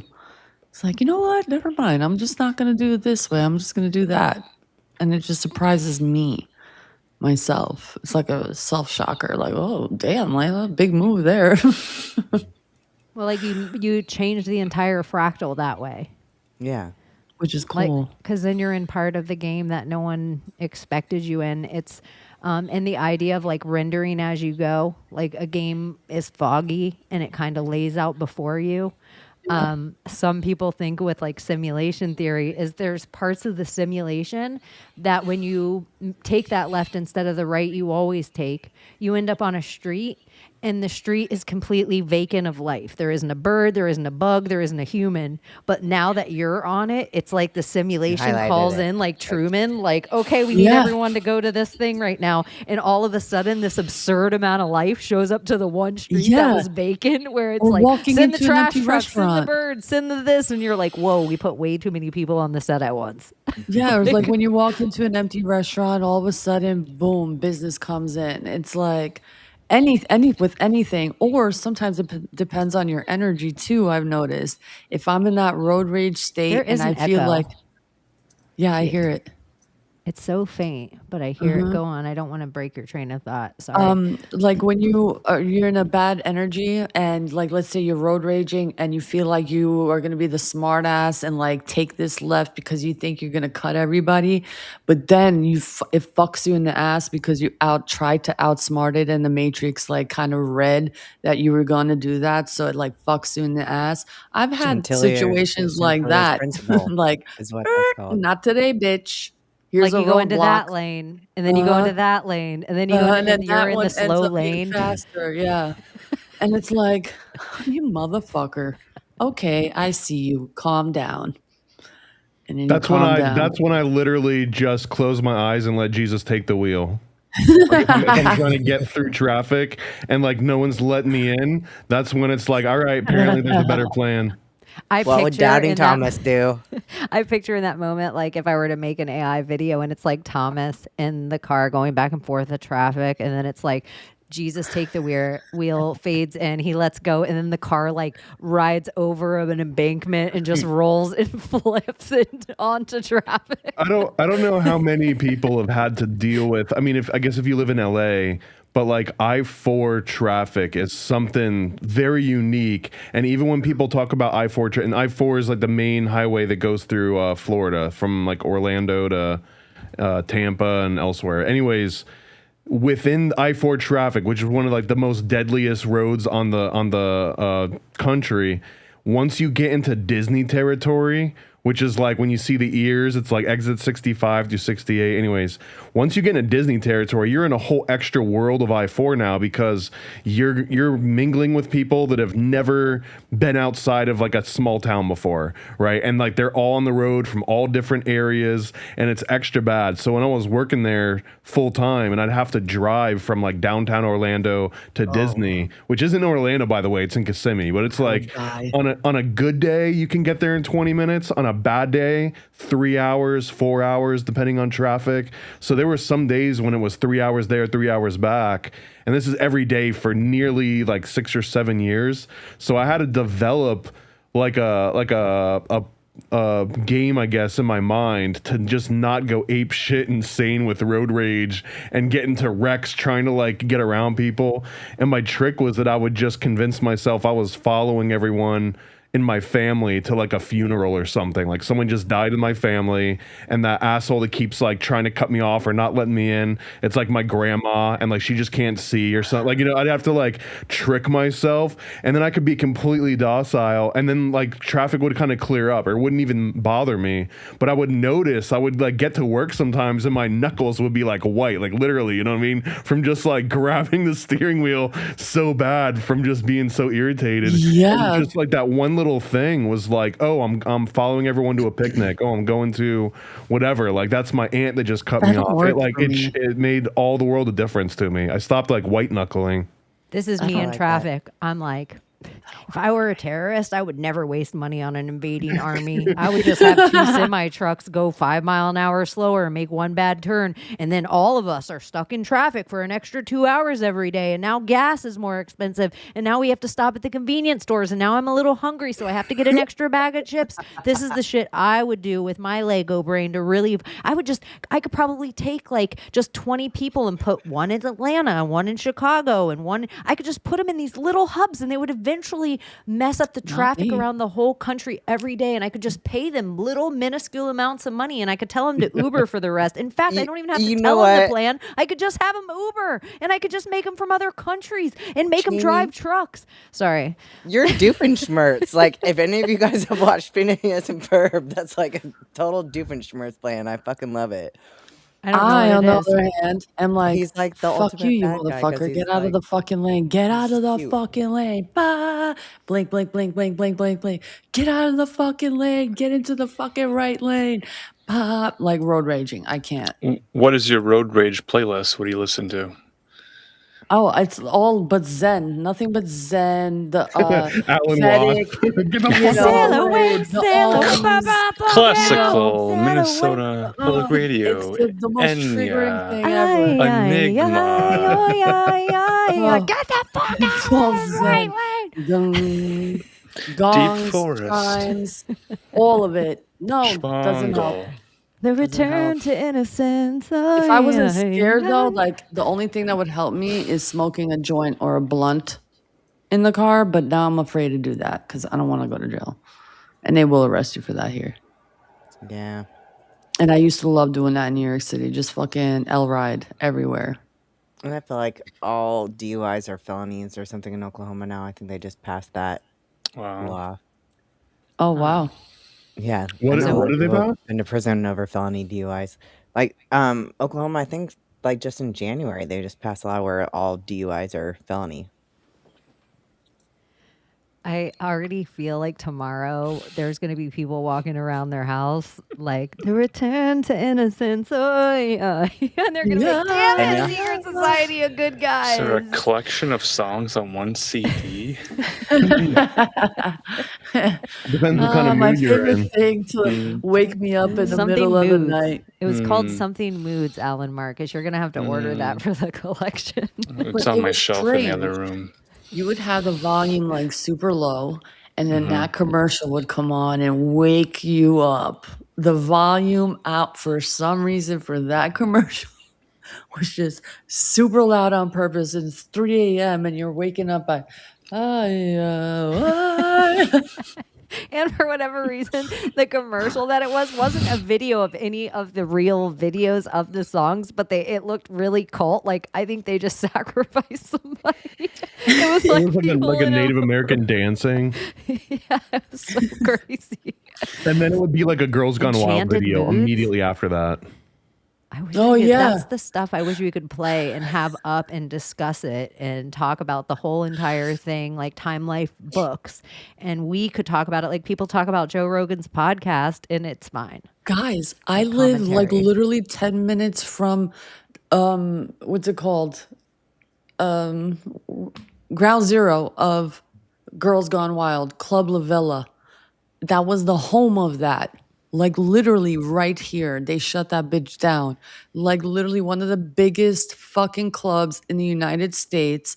MTV Spring Break was here. Like every fucking show that you saw during Spring Break was played at Club La Villa. And the stories that I've heard about this club, man, being here, I'm flabbergasted. Like the amount of drugs alone, the amount of rape stories I've heard, insane. Like insane. We do need to return to innocence. Yeah. You should make a documentary. What is that? Oh, What yeah? was that? No. You just pulled right the, down. They took the music off the guy. There's a guy who sings it, James Jones, and he does that theme. He's a notorious Cree. But they took it down from him singing it. So I was going to play it, but then I realized it was playing something else. If Summer came on right Such a now sacred just to song. sing Return to Innocence and then left, I'm just throwing it out Well, there. someone If she summoned flew- Summer. Did like Yeah, they she was in said there. in the comments? They said I took a picture of it and sent it to Summer. Yeah, like I mean, You're like being if Summer summoned, just Summer. randomly flew in here and then just sang because she knows every lyric to every weird song, and now like that song stuck in my head, but I don't know any other lyrics to get it out. But Summer will just come on and sing them all. You can't play it because it'll get us pulled off YouTube. Was that her? Someone or William No. said some of us can bring up the energy in any. Oh, is that any Summer or the room." real thing? That sounded like Summer. That sounded just like It sounds Yeah. like summer. I was like, don't play it. We'll get pulled off YouTube because I thought it was a real one. The sounds of summer. Yeah, that's I think what it was called. The Oh, she definitely knows the lyrics to that. Oh, look at this. This is Summer so School Musical. amazing. This is Secret Society of Summer. Yes. Guys, it was called Pure Moods Return to Innocence. That was the ad that they were advertising at the night. Okay.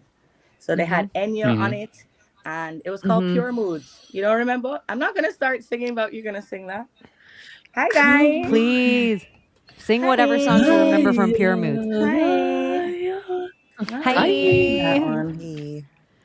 I really just thought you were going to fly in here and hit us with like 5 tracks Was. from Pure I was Moods right going now. to. I was going to, but I didn't. I got stage fright all of a sudden. If we're talking about Nimrod. like, Alan Marcus was there from the beginning. He usually comes after. Alan, you make me nervous.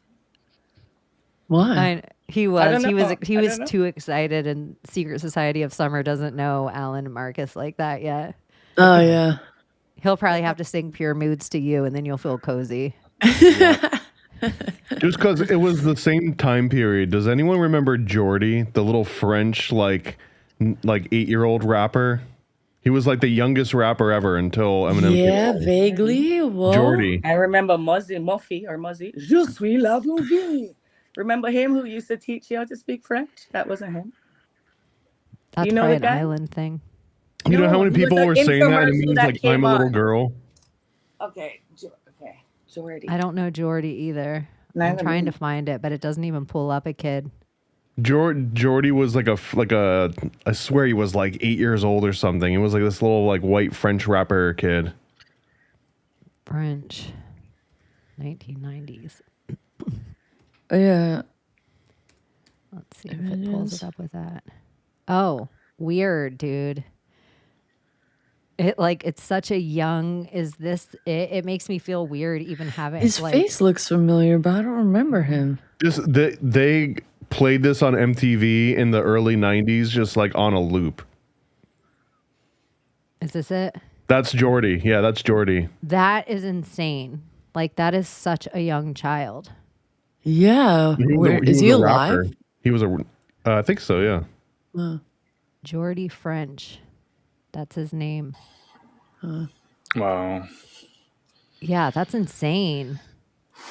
That's probably Macron. That's probably the person who runs France now. That's Macron. probably villain. Unfortunately, Jordy's no longer with us. He was stabbed in the neck by a new Frenchman. I know. Is he still around? Jordy Limon. Guinness Book of World Records, youngest singer ever to have a number one charted hit. It's tough to be a baby. Wow. Oh, okay. 1992. So remember how everyone was like, oh, human being means monster. And no one could find like which dictionary it came from. It's Black's Law. Black's Law. Didn't I type that to you? Well, it's actually because when I looked in Black's Law, I couldn't find it in Black's Law. And then I found this dictionary called I'll tell you right now, it's called the And what are you talking about? self-pronouncing. Explain the whole thing. The human is monster thing. Yeah, the self-pronouncing law dictionary by James Ballenstein, which was, I believe, first edited 1928, and then the second version 1948. And here, let me just show you so you guys can see for yourself. Human being. It's backward. I'm going to try to blow my you God. up. Hold on. It's Well, still backward, but Flip hold the on. phone around. How do I fucking do that? Hold on, let me Do you flip have my a camera. mirror that you could use? I can flip my camera, I think. Right? Mirror. Yeah. Okay. There we go. Okay. A human being. You see it? Sea monster. Okay. Mm-hmm. Same book. Monster. Oh. guys see that? Yeah. And then it just says a human being. No. Read it to us because it kind of doesn't do it justice. A human being by, what does it say? I can't see. Some part resembling a lower. Hold on. There we go. Can you see it? A lower animal. Yeah, resembling a lower animal. And then automatically I thought goy. And then I'm just like, okay, 1948. The UN was created in 1945 in California. Truman, CIA, all in that time frame. And they use those books in our law schools, teaching people by that book, apparently, using that book for law. And that word describes us human beings as monsters, but as a lower animal. And then when I ask my machine, it says it comes from, the origination comes from monstrous birth. And it gets into this weird thing where it looks like a human, but not a human kind of thing. I just couldn't, like, it was just, I couldn't take it. I was like, okay, you're just a machine. I don't know what you're talking about. And it was just giving me some kind of like, I don't think a truthful backing to where that came from, because I feel like it comes from a source, but they don't want us to know, because who has the power of the pen? Who has the power of the pen? Who writes history? Who has been writing history? Who has been editing history? Who is actually literally rewriting and deleting history right now, saying that we're just cutting books open and, scanning their pages in and then tossing the books away? It's the same fucking people. They, in older historical editions of Black Law's dictionary, the term monster was defined strictly as an archaic legal classification for a human birth with severe physical deformities and lacked the shape of mankind and was historically barred from inheriting land. It does not mean that regular human beings are legally defined as monsters or that sea monsters are in any valid legal system. What is regular human being? Because it doesn't have that as a definition, regular human being. Well, it was like in the first ones of it, like dependent on what, because if you put in Black's Law's dictionary, there is so many versions. Like they're updated every, not maybe even more than every decade. I don't even know how much. But if you look at how many of them there are, you'll be like, oh my gosh. So some of these terms get updated throughout the years, but I am kind of with you on I believe that there's like abracadabra and like magic in words. And so that some things get buried over time and they might change kind of the etymology of what we know it as now, but it doesn't mean it didn't come from somewhere that was very nefarious, or them trying to blanket us with something like they thought us like, it just meant if you had a deformity, if you were Rocky Dennis, you couldn't own land. That's what it meant. Like, well, that doesn't make any sense. Like, if you have a hunchback, you can't own land, is what it meant. Cyclops That's what I'm saying. cannot I own can get land. behind that. We've given hunchbacks enough leeway in this country for long enough. That's probably the downfall. Like, Cyclops have taken enough tax dollars. But that's where it makes it seem like it's kind of like that. But as far as we know, when it first came out, where it was written, it was like, oh, anyone with a darker hue of skin than a paper bag was considered a monster, or opposite. Anyone with lighter skin than one was considered a monster because it was an abomination, and we just called it white devil. I feel like I've heard this particular line from Jordan Maxwell in one of his maritime law monologues, where he brings up Black's Law, and because in Jordan Maxwell framing, he talks about the word monster or human being, that if you're in a courtroom, you can't represent yourself. That's why you need someone to represent you, because you're a monster and you need to have some agent of the state that knows how to talk to the state that's not a monster. Although I don't know. I remember eating up every single word that Jordan Maxwell ever said, but then over time I've slowly all right, separate the wheat from the chaff a little bit. It's not all wheat, but it's also not all chaff. Yeah. It's just Some weird. stuff is It's very good. interesting. I liked Jordan Maxwell's whole, I feel like he was the first person that laid out all of them. It was like I saw piecemealed all the maritime rules of banking system and currency, and then I saw it all together with him in something that like jarred my brain and like, oh, I think it was him that did that. Well, he did maritime law, sovereign citizenry, and astrotheology. Like those three things, he kind of was able to like encapsulate into like everything that he did, and like take it or leave, like warts and all. But he definitely had a lane, and he knew how to like dominate that lane. You know what's funny? I saw a video of these guys. They asked the most like funny, like, oh my God, whoa, why didn't I ever ask that question kind of videos. So the question was, so remember the First World War? I'm like, yeah. Why would they name it World War I? Did they know World War II was coming? A World War III, perhaps? Is it planned? Why would you name a fucking World War Wasn't called that until what was it? Let me go one step beyond that though. That why are they using Roman numerals unless you know you're gonna get into like the hundreds, right?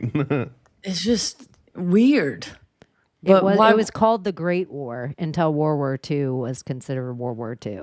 Why would they change it? Because World War II was even greater. They wanted it kept with the storyboard. We have a commercial break real quick to pay our sponsors. No, we're not. We're not because on the advice of counsel, I respectfully decline to answer based upon my rights under the Fifth Amendment to the Constitution. How many times would you take the Fifth? I don't think I'm eligible. I was gonna say, do you have the Fifth Amendment? And everyone's saying it's 111. He said it, but initially when I asked Grok, this is how Grok's a liar. He told me 118.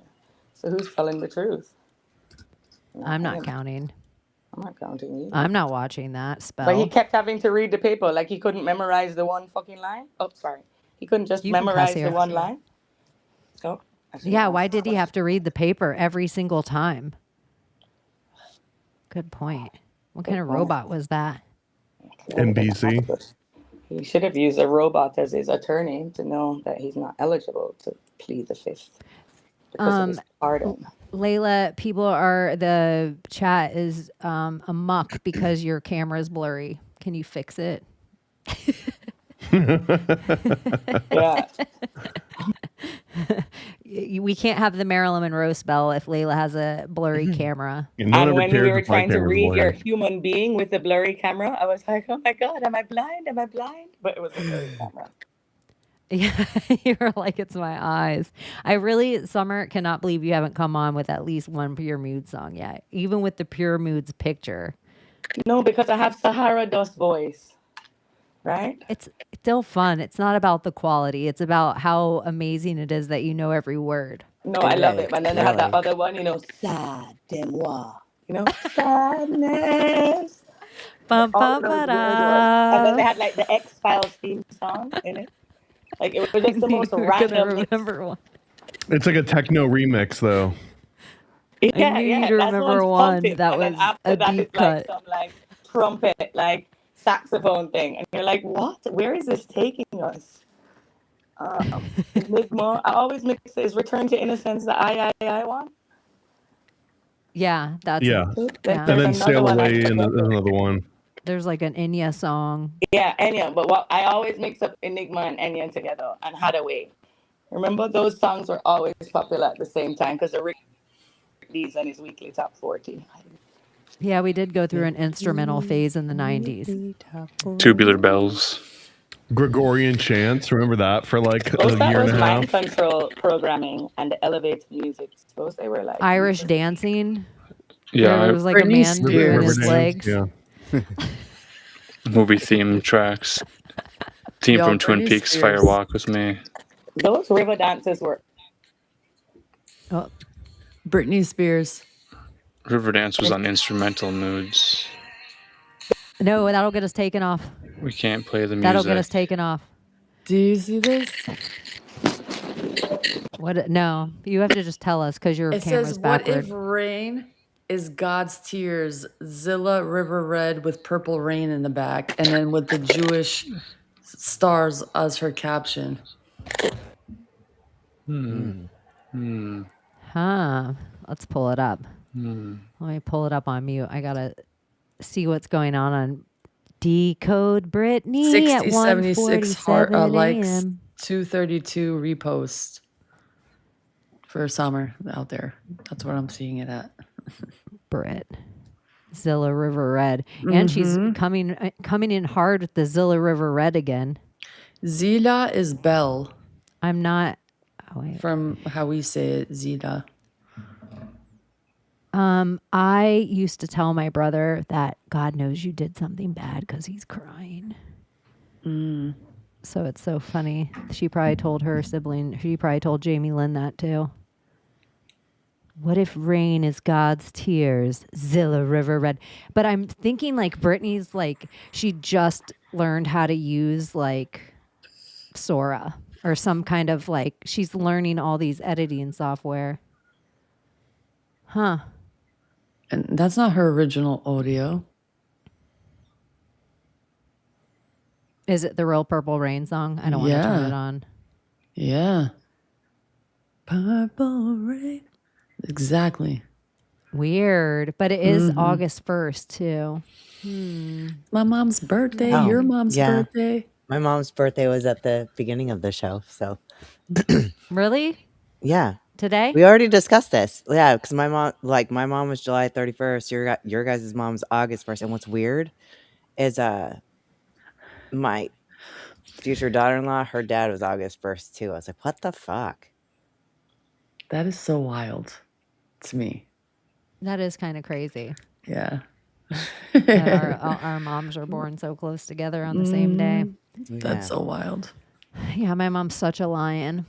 Does And, that, So died. does that put you all in the same soul group then? Probably. probably all from Lyrian. We're all Lyrian. We're the fates. Illyria. If I believed in that conspiracy right now, we're all from the cat planet. Yeah. Wait, what? I know what I am. conspiracy is this? Isn't that Illyrian, the cat looking? The aliens? star seeds. Oh, this is starseed stuff. Are they Illyrian or Like blue avians? Is that like part of this? somebody in our Listen, chat will know? They'll correct Listen, it. there are Lyrian. light souls on Lyrian. this planet. Out of the 8 million real souls, there's My mom is There's- a lion, and August 1st, there's like this one picture specifically of a lion with like, it's like a female lion, like probably eating some kind of prey. And then she pulls her head up and half her head's covered in blood. And I'm like, that's how I see all female Leos. They're like still a lion, but there's a part of them that's just like mildly bloody, like mildly ready for war all the time. They're ready to oh be my on God. stage or battle. It's such a lion thing. They're like, look at how beautiful this cat is and deadly. All the time. I like it. I feel like I'm a Leo Mars for astrology nerds. I don't know if I have I don't know what Leo it on really my means. chart. My fight style is in Leo. It's because My, I come from uh, my Leo mom. my camera. True sidereal chart is like Leo rising, but otherwise I'm a Virgo. Virgo. That all the crying makes more sense that you're a Virgo.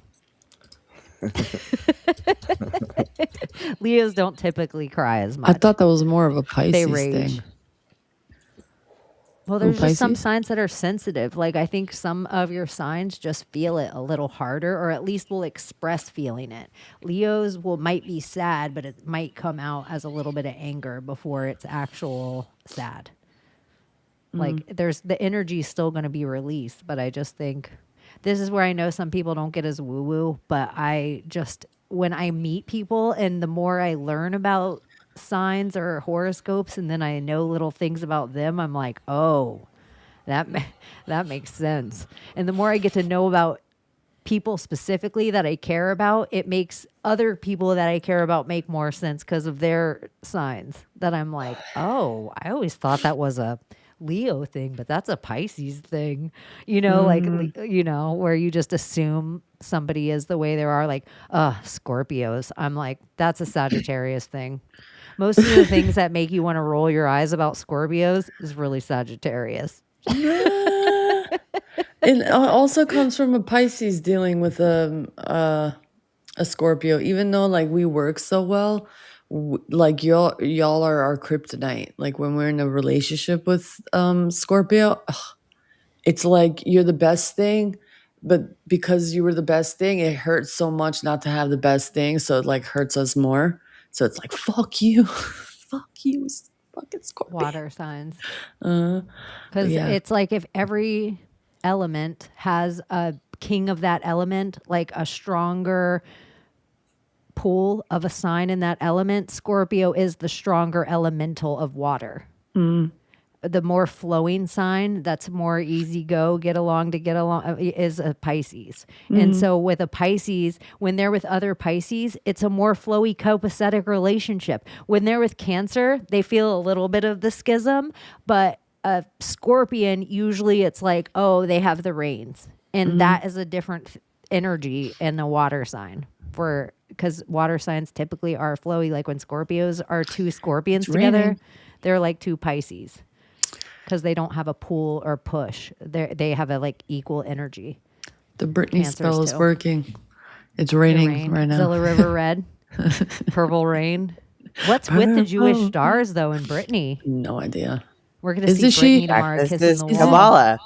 Yeah, not she's a allowed to kiss the Kabbalah. wall. Oh yeah, she is Kabbalah. Yeah, she's she's big Kabbalah. time. She's in the Madonna witches of Kabbalah. Yeah, For sure. Madonna initiated her. Yeah, they're all in like a weird little Kabbalah cult.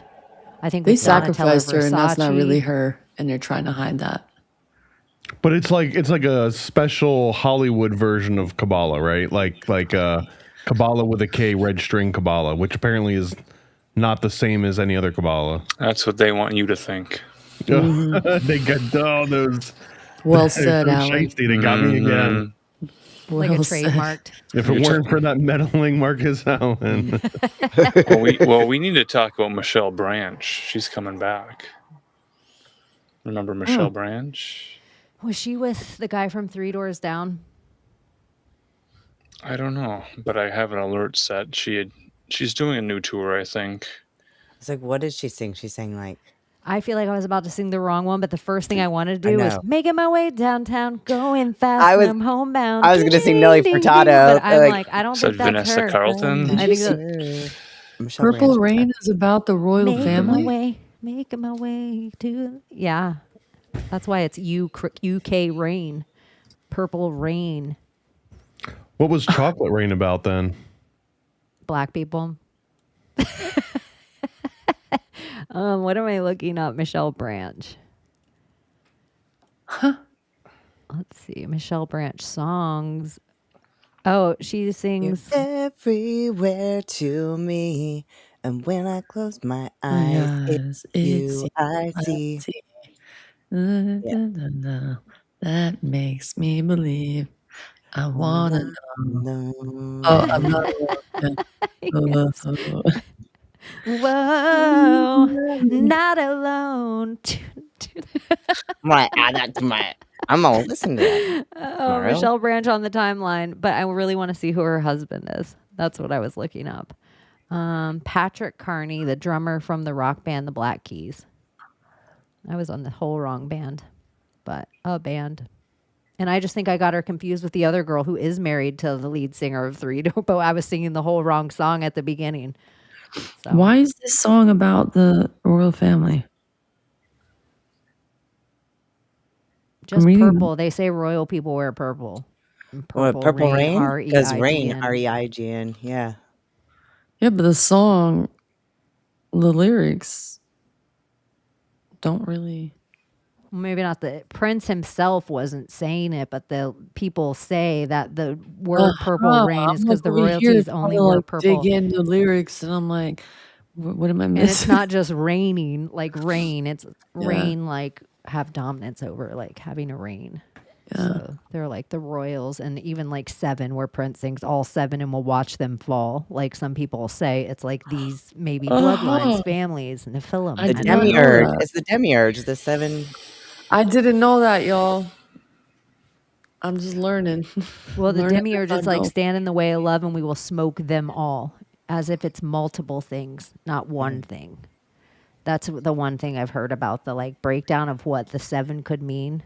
Some people are like, look at it, it says there's 7 continents. And then some people theorize one of the fallen each got a continent or like one Well, of and the the 7 titans. deadly sins too, right? Like, so each one I would Interesting. assume is affiliated with one of the Yeah, purple's my favorite color 7. too, I would say. 7 is interesting. And then human vibration has the whole thing that purple, like Jennifer just said, like purple is an illusion, that it's not a real color. That's what, my mom was an artist, and that's what she always said. Purple isn't actually a color because supposedly it doesn't show up in nature. I was like, Yeah, it doesn't it? does. I know. Does. There's literally a flower named Violet, right? Yeah. But it's not called purple, is But it? it's not purple. That's What just about, what about French. purple ringers? There's purple flowers. There's There purple are. eggplant So I was like, skin. There's that doesn't make purple sense to me. carrots. There's purple potatoes. Lavender. There are purple Purple. potatoes. I've seen them. Clematis. Purple flowers. But what if they didn't exist? Like the whole idea that I don't know if you guys have ever seen the movie. I think it's called Pleasureville, maybe, where it's like the world is black and white and color gets introduced one thing at a Pleasantville, time. yeah. Pleasantville. Yeah, Pleasantville. And it gets She introduced was like talking one about thing the at a porn time. version of the movie. Pleasureland is a place that sells Spider-Man. RVs. But and then like or how we like saw in black and white maybe, and that's why they're like there's this whole sect of people that only remember seeing in black and white, and then we saw in kind of a sepia tone, and then colors got added. And then I've seen people even debate it that if we were under some kind of nuclear melt or a comet hit and the world got covered with dust, we might have seen in shade of colors. Like as the sun came through our atmosphere, it might have been hundreds of years that we just saw in this shade of red washed everything. And before these colors got introduced. So I've seen all of these crazy concepts about dreaming in color in the TVs and I have this plant that's like purple that just like grows. And I mean, it grows a lot of it. When I search the name of it, it's called the Wandering Jew. Oh, yeah. There's I'm just and like, there's why white do I have variegated one, wandering like- Jews all around my property? I love wandering Jews. Because I was Abbie, searching what's the your favorite Wandering kind Jew. of nut? A Brazil nut. A They're Brazil high in nut. selenium. If that's like the American diet is very lacking in selenium, and if you're tracking your micronutrients, the best way to get it is to eat a Brazil nut. Thomas, what's another name for a Brazil nut? I was just thinking my grandpa had a name for those, but I don't want to say it out loud. We talked about this earlier. We're like, I wonder if Thomas knows. I have no idea It's what like you guys are Thomas has talking been about. in Florida long enough that he's heard this. We were I talking think they're about it called moon earlier. crickets, right? No, that's not it. Are we talking about the pecker checker? We're talking about toes. It's another form of cannibalism was eating Brazilians' toes. But if you are lacking, most women, maybe men too, but I don't know enough about your guys' biology. But most women, as we hit these each decade of age, we get like super. All of our micronutrients, we get malnourished and so many different things, and it's things that you've never even heard the name of, like selenium or whatever Abbie just said is in Brazilian nuts, that you could take a vitamin every single day, or you could just eat 2 of these. Or you can just make sure that you're getting your Taco Bell 4th meal. Well, And then you get the lettuce that gives you the freaking parasitic shits. Let's not drag Taco Bell into this. Well, I wanted to bring up the Wandering Jew because, yeah, they grow on my property. But the reason I found out they were called the Wandering Jews because I was searching Wandering Jew. And it was this mystical man, immortal man, whose legend began to spread in Europe in the 13th century. In the legend, a Jew who taunted Jesus on the way to the crucifixion. I never heard of this story. I didn't know this was a thing. I like to think that before it made its way to your garden, it got kicked out of 109 other gardens first. The garden But the of way that it Gethsemane. spreads, bro, the way that it covers, like, and grows and like multiplies, I understand why it's named that. The eternal Jew. Maybe you need to start calling your plant a different name. I don't know. I used to like him. I mean, I like him. Fuck it. I'm not gonna be like that. He's That girl. cursed to walk the earth until the second coming. Mm-hmm. That sure sounds like Kane. Mm-hmm. Or He is the somebody. doorman at the estate of Pontius Pilate. Said to be a shoemaker and tradesman. Well, good thing if he's wandering. He needs good shoes. I have a question that when does this plant bloom year round, or does it go dormant for a period of time and then it comes back on a certain date? That might like be considered a second houseplants. coming. Like you can grow them as houseplants too. So I've never Like seen this them. is how much they infest. Like they grow like everywhere. Like everywhere. Some of these pictures, though, I'm going to pull this one up just for, I'm like, whoa. I don't know It who just, it planted seems these. like definitely a Jew on a mission. Like that's what I would call this plant, is the Jew on a mission. Because look at this guy. He is coming to vine up your garden. Whoa, look how they drew him. Is that Shel Silverstein? Well, where the sidewalk ends is where the wandering Jew takes over. Construction never ends. It's a whole season in Minnesota. So you know how the Taylor Farms like lettuce thing was happening with like Taco Bell and everything? Yeah, Like Integrity the other Farms. night, like we got a salad kit. I gotta show you guys this video. It's kind of funny. Hold on. Dude, the number one thing that you should avoid are the mixed bag lettuces. It's lettuces the worst. You'd say it's a mixed bag. Okay, wait, Abby, I'm going to blow up the whole screen. Boom. So we were like questioning whether or not we should actually eat this, and then like the dressing.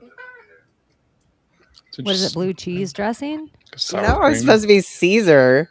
Oh, It was Because that they were was like, okay, well, it. it's supposed to be it's not supposed to be the romaine lettuce. It's just supposed to be the iceberg. But then we put the dressing in the bowl. We're like, What no, the just fuck? throw it away. Yeah. Non-edible. Yeah. I don't really want my lettuce shipped in from somewhere. Like, No, I know. I'm like okay growing getting it from my veggie stand, like local. I don't really know what's in your water in Indiana or in India. I'm good with just my local town's lettuce. It seems like whatever water's in it, my body might be already used to. That's, But the problem is that everyone's lettuce comes from either California or Mexico. New Mexico, right? No, Mesa or actual- something. a The lot of them only come two from actual places that, Mexico. especially And with supposedly Mexico romaine. uses human fertilizer, so you know. Oh yeah, I want to people eat human shit instead of cow shit. It's better. Yeah. Probably most of the grocery stores. There's a huge, by the way, Florida, there's a huge recall right now through all of Publix for all of their organic frozen berries. Apparently they have a similar like E. coli outbreak for the exact same reason, by the way. Blueberries and strawberries and all berries. I hope you guys bought your Taco Bell stock. Get it ready. Because food is going to be Philo. like toxic at one point where you can't eat it anymore because making everybody sick at this point. I think it's So- all a psyop. I think it's That's the the whole same. I point. think they want you to get rid of all of it. They want you to be scared of every single thing you Well, eat. And the that's same. what- Oh, I go just felt on. like the same thing with the stock market with the lettuce. I was like, it's time to fucking buy lettuce stock because everybody's like throwing away their lettuce, but you know, like buy It's low, going to sell go high. back up. It's Mhm. exactly trading places, Abby. You saying stock market is them getting, and if anyone's seen the movie Trading Places with Eddie Murphy, and it's like an old 80s movie, but it's by a guy named Aaron Russo. So if you know who Alex Jones is, and if you're studied up on Alex Jones, one of the first things he ever did was do an all-tell deathbed interview with Alan Russo, where he is one of the first people that all these conspiracies that everyone run on is from this guy's sit-down interview, that he's like, this is how the elite work. And this movie is how everything's contingent on this one little inside intel of Florida orange juice. And the whole entire stock market, like shorting it and them having this play, is them screwing over this whole banking system. That's like this homeless guy taking down Rockefeller with just knowing this little side of intel. So it's like even this thing, like we have this run, our bank, all our back backers, all of our things are all set on this lettuce coming out this summer because everyone's going to be excited. And then somebody just needs to put a shitty news story in literally, and our stock tanks like overnight, and all of our business and all of our shorts are screwed. You know, the longing and shorting of the stocks are screwed, or any other company that they are shorting the stock on purpose. It behooves them to put out bad information. Oh yeah. This is why shorting the stock market's so crazy as a thing, because then we're just playing with propaganda, and it's the same as somebody going on crypto and being like, oh my gosh, Jimothy, and then the crypto coin pumps. That's the exact same thing all the stocks have always been doing to us. I think people are just becoming privy to it because we're learning about crypto. Yeah. But this is the exact same thing all the newspapers have always been doing. Like, That's what I was trying to eggs. say. Like, this is their plan. They force feed the fear. People are going to stop eating. They're going to create their printed bullshit. This is good for you, and this is what you're going to stick to, while everybody on the other side is going to wonder where all the cows and all the sheep and and they're going to start eating their rats and mice underground and, you know, Demolition Man. Do you think Oh, lettuce is the interesting show. easiest, like if you were a mad scientist, if you were Bill Gates and it was easy for you to put together some brown concoction and convince people it was beef. Do you think lettuce would be the easiest 3D printed vegetable? That would be an easy one to start with? Like, it seems like it lacks nutrients. It's just the shape Probably. of water. It's the shape of water. It's the lady in the water. I think they lettuce. can, because it's a different structure. Because like lettuce is like, technically, if you want to get technical, I just found this out. I don't know if we talked about it or not, but vegetables are not real. They're all fruits, and then you have stems, and then you have your leaves, and then you have your roots. And there's different ways, I guess, to print it. So with the leaves, there's a different method to print it, and the fruit, there's different mechanics and different aspects to it. And meat is probably a different structure, different way of printing. So I think it's all going to go that way, to the point where in Fifth Element, put the thing in, open, chicken. You know? There is a high echo. Do you hear it? Yeah, I do. Is it coming through me? It I have could be no you. idea. I don't know, but I do know sometimes on ways that sound will be correct for all man voices, lady voices will fuck it up with an echo. It like hits a high that the computer is not comfortable going back and forth with. It's still there? No.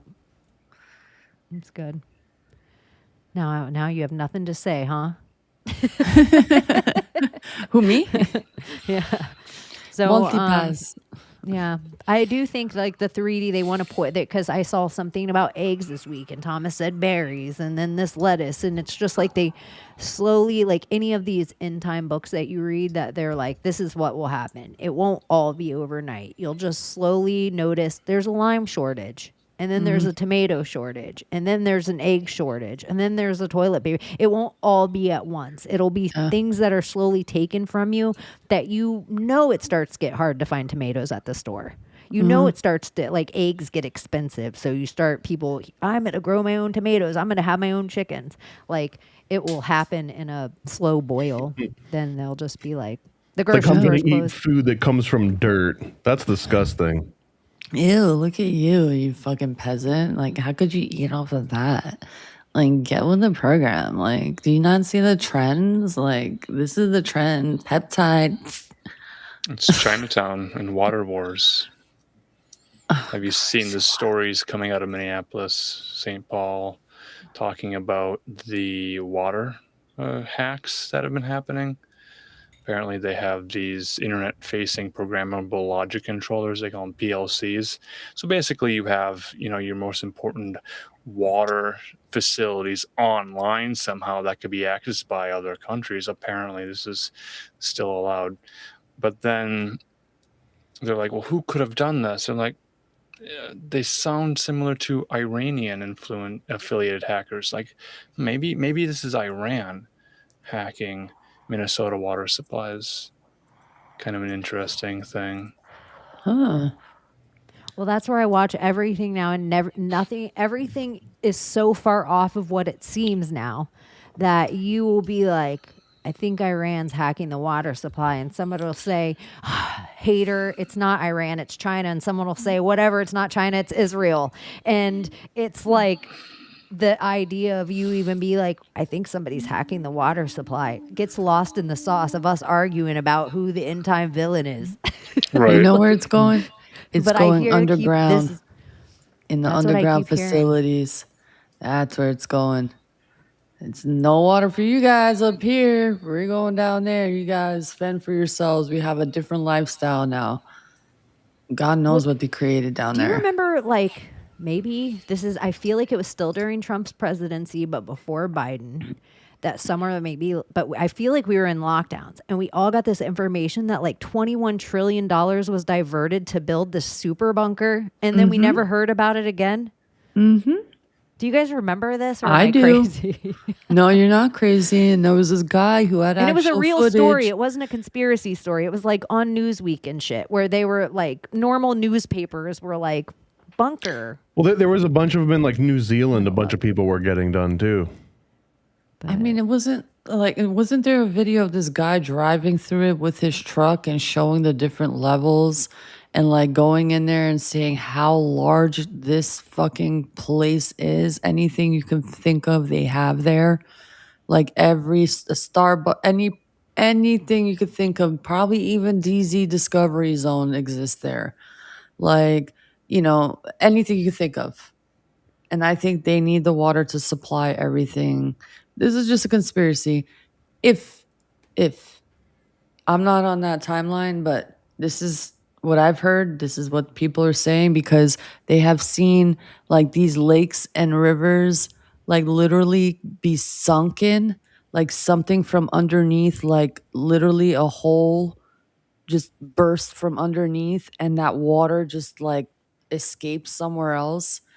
We've talked about this on the show of like how they reroute rivers, how they reroute streams, ponds. We've talked about this before. Lakes, how they created lakes. We've talked about it. Dams, how they control everything with the dam systems. Why? Oh, did that ever come up? I for wonder you guys those are or no? markers. I feel like my Dams. computer's. This app's so glitchy at Restream. Damn it. I need to rate them. I wonder- Actually, like StreamYard's stepping up.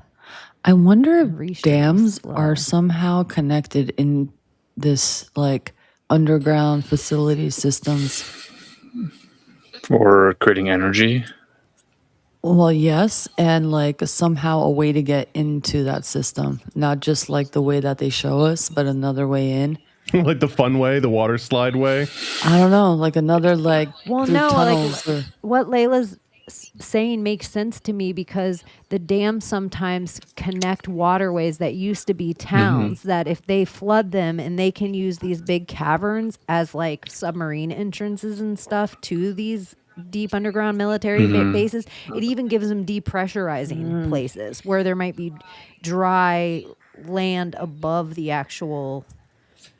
So they build a dam in an area where they're rerouting water so that they could build underground and then reinforce everything. Yeah, because a lot of these dams are built around mountain structures, and a lot of these mountain structures are supposedly old trees that have huge water sources, basins, water basins. I don't know. It kind of makes sense to me, like that. It would be like a way to enter. Also do all this construction to reinforce these entrances and build the military bases without them, like all the people that talk about the Denver airport or the Hoover Dam, how much time it took and how there's no way the concrete could have really been even dry in the time. And for the amount they say they poured, it would still be drying to this day. What if the amount of concrete they poured wasn't necessarily in the dam, but we don't have any way to measure how much concrete's actually in the dam?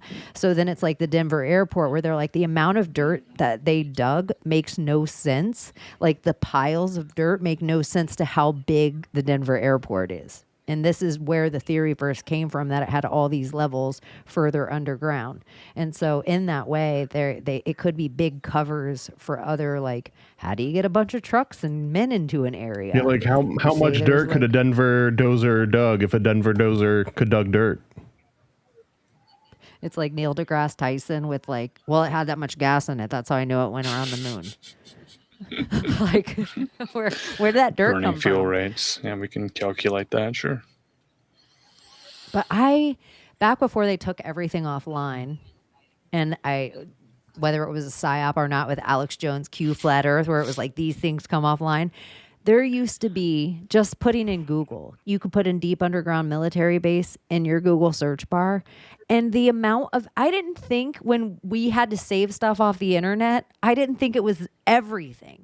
But there was a time that you could just put in DUMB's deep underground military base, and the amount of information and actual real images that everything wasn't CGI and fake, where it was like, here's a submarine going in this cave and the cave opens up to this big area and here's a bunch of men walking around. It was like a well-known thing where they're like, no, everyone on the earth knew this at one time, that there was these caverns and caves and places. It almost seemed like common knowledge. Like you see old pictures of people with enormous trees and we're like, no way, that's got to be a fake tree. And it's like, old people used to be cozy with these big trees. Like, I don't know. Dumbs are definitely one that I think a similar thing about the Denver International Airport, since you mentioned Denver, because old, like early 90s internet had the original Denver airport mural, and then there was like a paint over where they like repainted over it, and then like 10 years after that is when they started doing the cheeky like pardon our dust, and with like the little lizard people and stuff. So now there's like 3 different generations of people that think they know what's weird at the Denver airport. So it's like, are you on like the Masonic plaque level? Are you on the original Nazi sticking the sword up the little Native American girl's, ass level with like the little like the coffin scene where she's like dead and people are like crying in like a big pattern, or the new updated version? Do you know about the dead guy from Lucifer? Are you all the way there? Like this, I believe, is the new version. The old one, there was a lot more dead people. There was like a girl, like a dead girl in a coffin. Is there purple on that rainbow up there? Yeah. Interesting. We keep talking rainbows. Let me see. I'll pull up the other one because I know what you're talking about too, with like the guy with the big sword. This might be a different wall too. Oh, it could be, because now that I'm pulling up the other one where I'm like, oh, yep, that's a whole different picture. Let me see. We're under a rainbow of peace. Are these the no-hide laws? With that scary ass figure. Who do they look like? Gas mask. No, the uniform. What about if the gas mask is what they look like, and that's why they make us try to wear a gas Let mask? me search a particular army, what their colors are.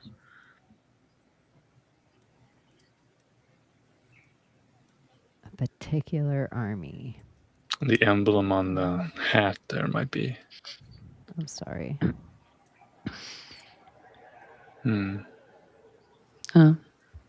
I mean, it's the same olive green, but that's mainly all. Is Summer, are you there? What does that thing look like? She may or may not to be there. I was Summer. going to tell her Summer always knows something crazy going on in the world. I was going to be like, Summer, what did we miss this week besides Fauci's diary? What airport was that called again? The Denver? Denver airport. Denver International. Arabian sword. Thank you.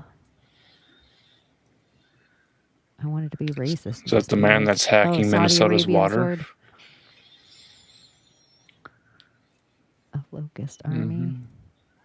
I don't know. I think Minnesota and my conspiracy head doesn't get enough shine. It for is apparently how it important is so it is. bizarre. And there's a story now about St. Paul, Democrat mayor. She's a woman. She is Hmong. Her last name is Her, Kaoli Her, who is now under sexual harassment investigation involving police chief Axel Henry, because there was a group chat in which she mentions a good wienering that they're having to talk about now? A wienering? Wienering. Yeah, Like okay. a dick, like a dickening. Yep. A dick down. Mm-hmm. You know, a little bit of a dick Yeah, down. Charles Thomas? this is St. Paul. I Yeah, heard St. dick Paul. down and my head went, what? A little Charles Dickinson. So that's somehow in the Tesseract. Shit. I just think Minnesota. I think the George Floyd. I think the Elon Omar. I think the more we keep finding out about, I just think in the storyboard, it is a more pivotal piece of the puzzle of America than anyone. Everybody's like, LA, New York, let's pay attention to this. But I'm like, I feel like we need Tim Walz. The amount of main characters on the main stage that come out of Minnesota, I'm like, we need to pay attention. We need to keep one Horus eye open on Minnesota. You got to be careful with that wienering, because what comes after wienering is usually frazzling. And if you don't like the wienering, you're definitely not going to like the frazzling. You won't like being frazzled. What do you guys think about the conspiracy that Mother Teresa's Dr. Fauci's mom? I mean, they look a lot alike, but how is it possible? They both also believed that you could only get the salvation through suffering. Do you think it's one and the same person and it's a vampire?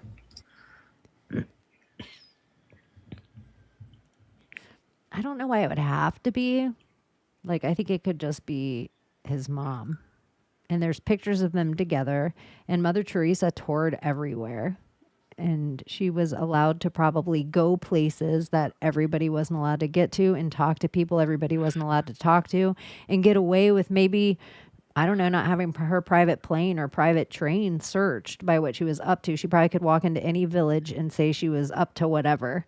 And so I think she could be part of a global genocide if Dr. Fauci's part They of look one. like literal copies of each other.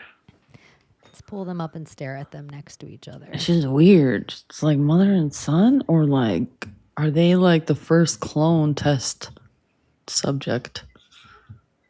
That's even a better But it's conspiracy. like Barbara Bush, too. Like where you see that, I mean, she could be a dude. Hey, She is an ugly bitch. Like, she is an ugly person. dude.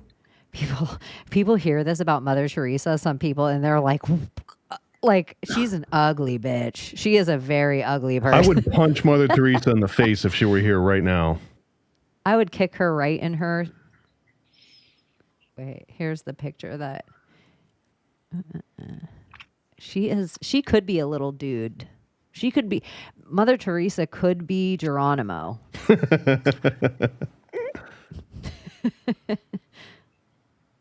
I don't know. It's just wild. I mean, Mother Teresa could be completely fake and cut out AI. I don't know anything anymore. That picture could be so fake. They could just be like, Dr. Fauci, stand in front of that green screen. I don't know. Their garb's interesting. Look at this sad woman or man. This just looks like a group I of mean, men. I hear different stories about her. I hear the whole trafficking part about her and helping the elite with that, and so many stories, so many. But then I hear the really good things about her, and I'm just like, was it all for show though? Like, she was such a superstar. You don't become a superstar for no fucking reason. They Well, if could you've got care the backing less. of the freaking Vatican, Tom Hanks.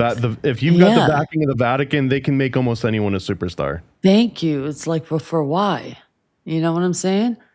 Like, you have to be somebody, do something so extreme for you to like be able to reach that level of success to be put on the public screen like that. What about if you help sell textbooks to schools for Robert Maxwell? Not just vaccines. What about if you're like Oprah, but of religion, and you get a textbook, and you get a Bible, and you get a vaccine? Do they make the flag of a country using that same blue and white fabric that they're wrapping their heads with? I know, that's what I was thinking. It looks just like I don't know. I've seen a lot of certain old flag ladies that Britney look like Spears this. had Is on it a her. prayer shawl of some kind? Oh, look at Interesting. Just some colors. Just looking at color swatches tonight. Let's open up this picture.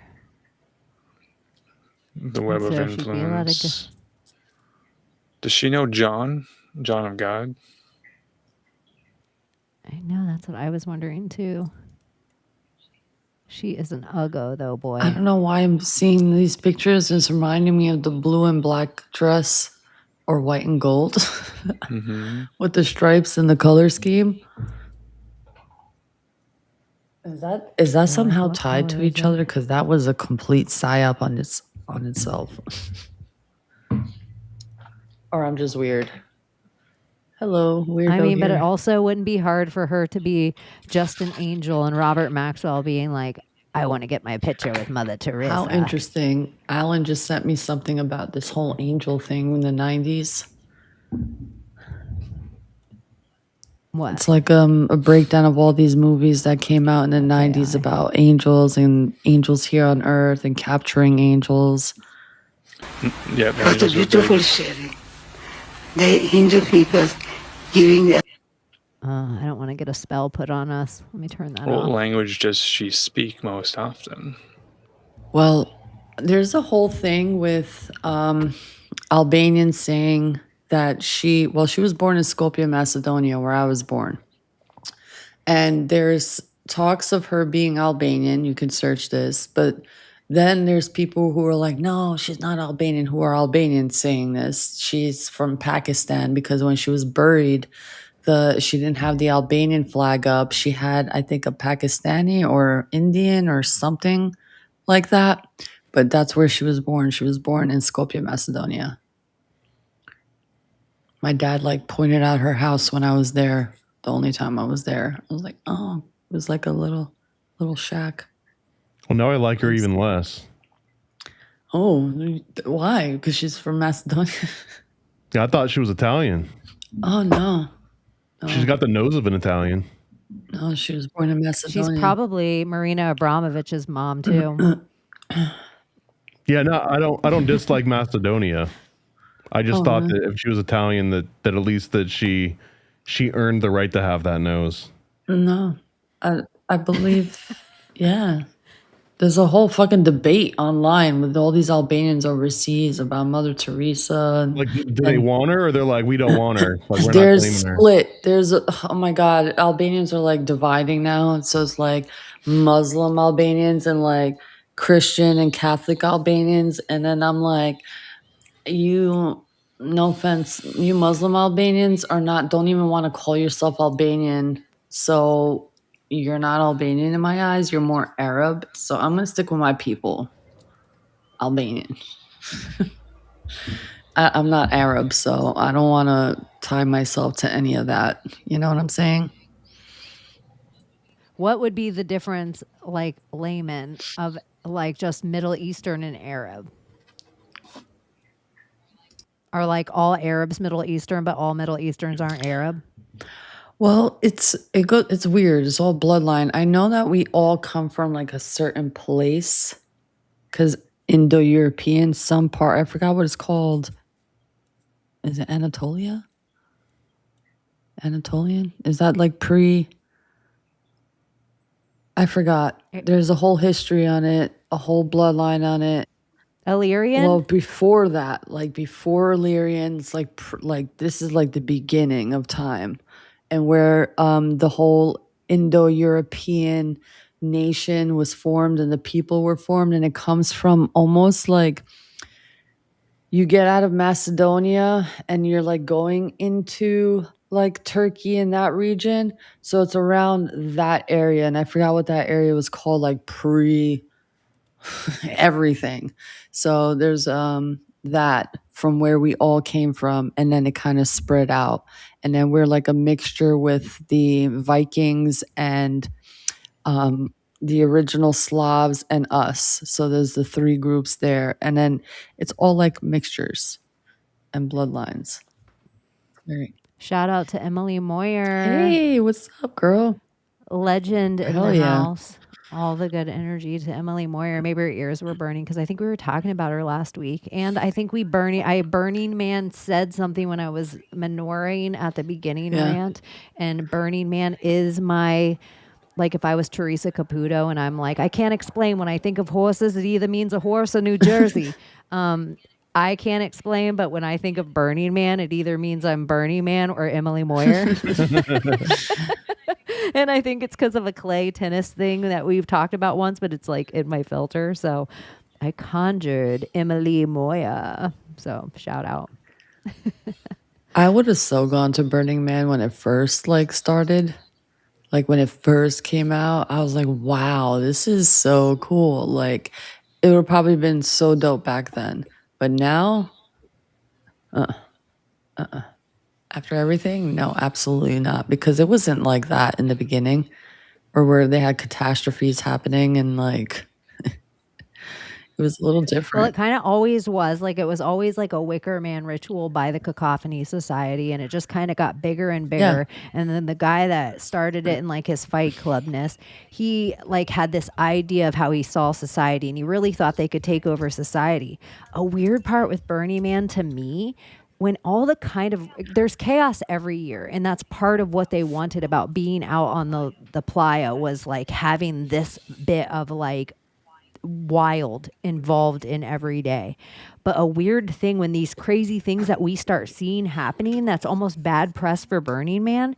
Elon Musk's brother Kendall comes into the Burning Man society that it is. And it's all these people that kind of came up around the original guy and the original ethics and the original building of it. And then Kimball Musk comes in and he kind of sits at the board the first time. It's all filmed. And you can see him trying to do a coup d'etat on the Burning Man society. He wants to take it over. And so the year during COVID, there was a time that they're like, we're not going to put it on this year. He kind of pushes for them to do Burning Man without the corporate Burning Man. And the reason the corporate Burning Man's there is they're like, being out on the desert like that, it takes so much planning to do it safely with that many people. And so that's why they're there, because the original guy who did it and all his thing, blah, blah, blah. But you can see all these meetings of Kimball Musk and how he wanted to take it over. And even when they didn't do the burn, so the 1 year, they don't have the real burn out there. The people that are the Burning Man, people that are built the original Burning Man, they go off location because they still do the ritual. They just do it on TV and it becomes like the first thing people watch in virtual glasses. So all these people get virtual glasses. They do like a solo burn that's off this. Kimball Musk gets a whole bunch of drones to make the Burning Man out of drones and then burn it down digitally in the same spot that they do the Burning Man every year.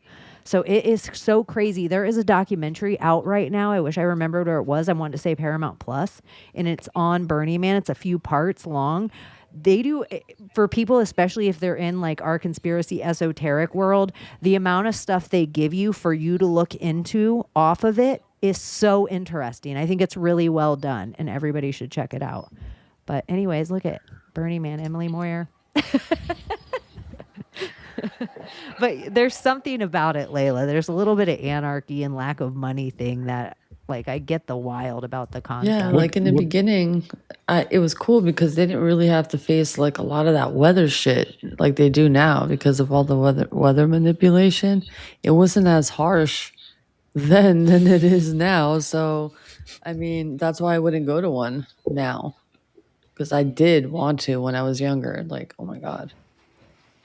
It's really similar if you look at the origin of Bohemian Grove, where Bohemian Grove originally was because all of the artists were sick of working for the corporate owners and like doing the front of the buildings and all that. So they would every year they would go into this retreat and they would just make art that they wanted to make, you know, among their friends. And then they ran out of money, and then they had to invite one of their corporate sponsors in order to fund it so they could do it another year. And the corporate sponsor loved it so much, he went and told all of his other capitalist corporate sponsor buddies, and they basically did the same thing. They did a coup d'etat, and they basically took over. They just bought it. They were like, oh, nice little club you got there. We own the land now. So, like, when will you be leaving and moving all of your little hobo camp stuff so that we can, like, set up a proper camp here? So they can burn an effigy in peace or for peace.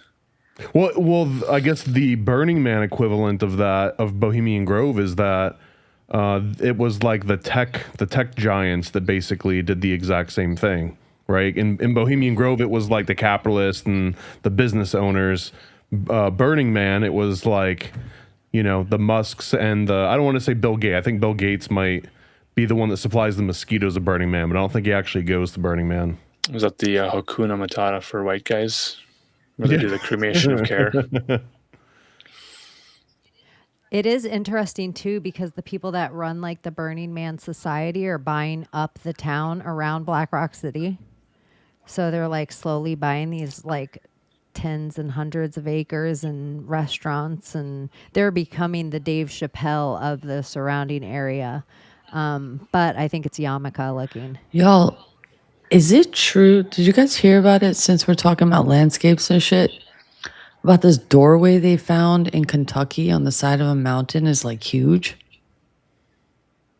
A portal? It's like a door, a huge rock door. It's where exactly? Let me see where. Or was it Massive Turkey? doorway discovered in Kentucky. Or was it Turkey? Let me see. I think it says Kentucky. I'm pulling up an Instagram thing right now. I'm pausing it and seeing what happens. Pink. That's where I saw it. It was Instagram. Or is it? I feel like this guy does okay, reputable videos. He's not the fittest. Yeah, this is the guy I was looking at. I don't know if it's Kentucky or Turkey. In Kentucky, in the high mountains of Kentucky. Look at it there. No one has ever known about this. There were 3 average citizen hikers that randomly stumbled upon it. They went back down and alerted authorities, and it put Silas into a tizzy because they immediately flew airplanes over it to map it out. Then they sent in a Dr. Remy Deemy, and he said the first thing that he did was to go in that hollow pocket on the side of the door and go back. And he says he was astonished to find Egyptian hieroglyphicers. He said it was like a refracted or Yeah, I don't think Egyptian. It it's wasn't quite Kentucky, Egyptian, but it was. but I think Go the back comments to Tepe. Yeah. says it's in a place in Turkey. So I Good think job, it's Turkey. you got us. But I didn't know there was a door in Turkey, but Turkey okay, door. cool. It's not Kentucky. Turkey door. Kentucky probably is Turkey at this point. I don't even know anymore. What is real? Anything else fun and exciting go on this week in the simulacrum of our Yeah, I reality? got a notification about a new movie about weaving baskets or wicker baskets. I saw that. Alexander Skarsgård's nipples made out of wicker. Kind of fucking interesting. And I'm just like, what are they trying to push here? It's a little raunchy. A wicker husband. Yeah. Wicker husband. We're going to watch it right now. I'm going to pull it up. And so you guys know the drill. If for whatever reason, is it called Wicker? Yeah. Honestly, I don't know what to say. I mean, they did Peter a good Dinklage job is in it. making the character. I will say that. There's jokes about weaving a perfect partner. Her wicker Literally. husband.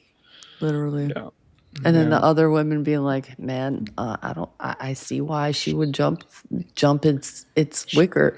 She's a fisherwoman. I'm going to try to make it small enough so that we don't get pulled down and it fits in whatever commentary rule that YouTube allows. But whatever reason, if you check this out later and there's a missing segment, it's because we are going to watch this preview for Wicker Nipples. Wicker Nipples. 237.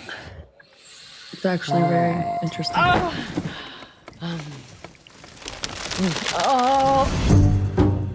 Black bear. Today's catch. Fish. You needn't yell. We can smell you coming.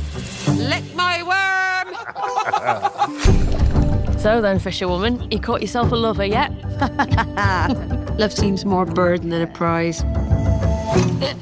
Sorry. Where's my mom? There's absolutely no shame in living out your remaining days alone. I'll marry ya.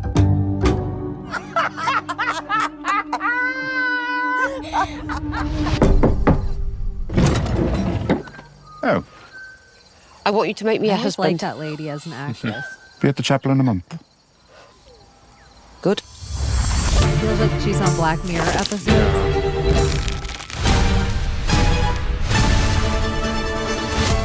Is that Rumpelstiltskin?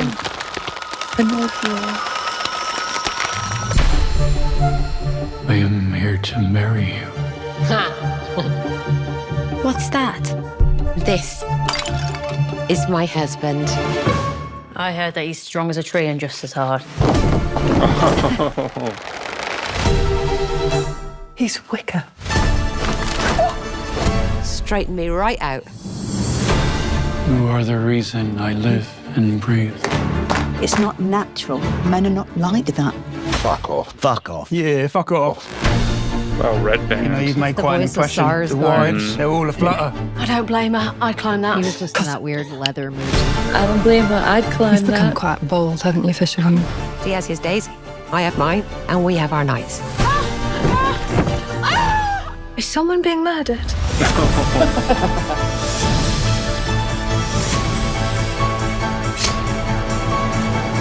Let's dig in.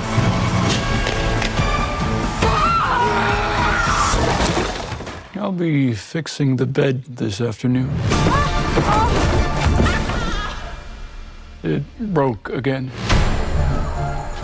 You've got some sort of scheme going with the natural world, haven't you? Mother Nature provides, I merely augment. Oh, it's a Wicca movie, isn't it?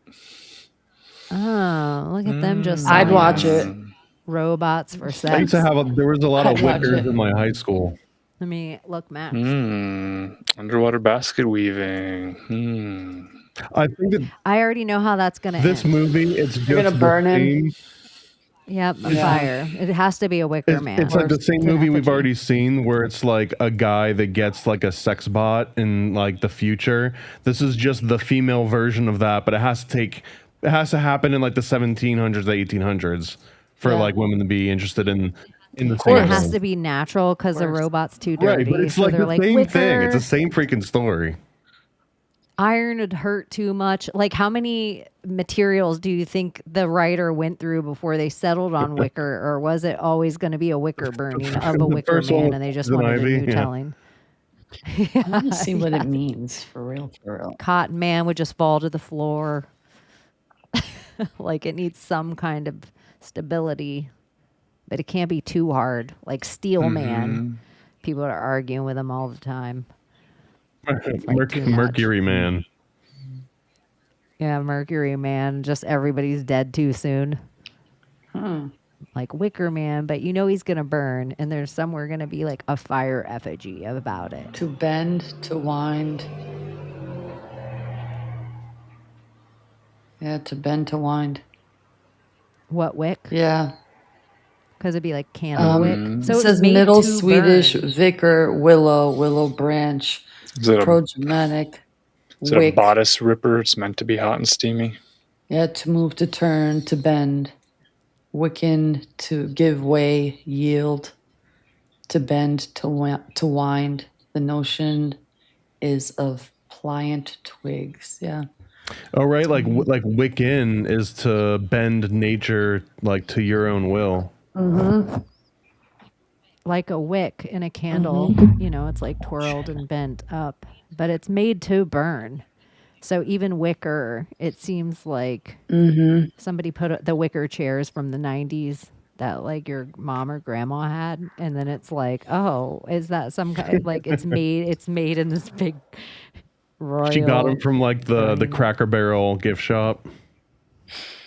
Yeah, that's Cracker Barrel Wicker Man. He smells like cinnamon. It's like your grandma in a chair eating cinnamon. Very interesting. I'd watch it just to watch it because I just watched a movie with him, Movies like and that. I did not know what I was getting Skarsgård. into. And he was like a leather biker in Europe, and it was like a dominant. It was like I never seen 50 Shades of Grey, but what I gather that I felt like it was a gay man version of 50 Shades of Grey. What was the I gay was man not- version of that? 50 Shades of Gay. Yeah, 50 Shades of Gay with Alex Skarsgård. I don't know. He played like a leather daddy in it. Oh, Pilion? Pillion. That's what it was. And it really wasn't about him being like, okay, he's a gay guy, leather gay guy. And then like his outfits were a bit too much. And then everyone he hung out with was like a gay guy from that one band that had a lead singer that had the shaved head. Scorpions. Was it Scorpions that the guy had the shaved head and he was a gay guy? No, maybe it was a different band. It was like everybody in this gay group looked like that except Alex Skarsgård didn't have a shaved head. And then the one guy, Alex Skarsgård, you're like, even in a gay world, straight world, lesbian, I don't buy that he would be attracted to him. Like, and so then even part of the movie, I was like, I bet the guy who's hooking up with Alex Skarsgård is the director or the writer. Like he wrote himself into the movie and he's like, and you know who I see on top of me.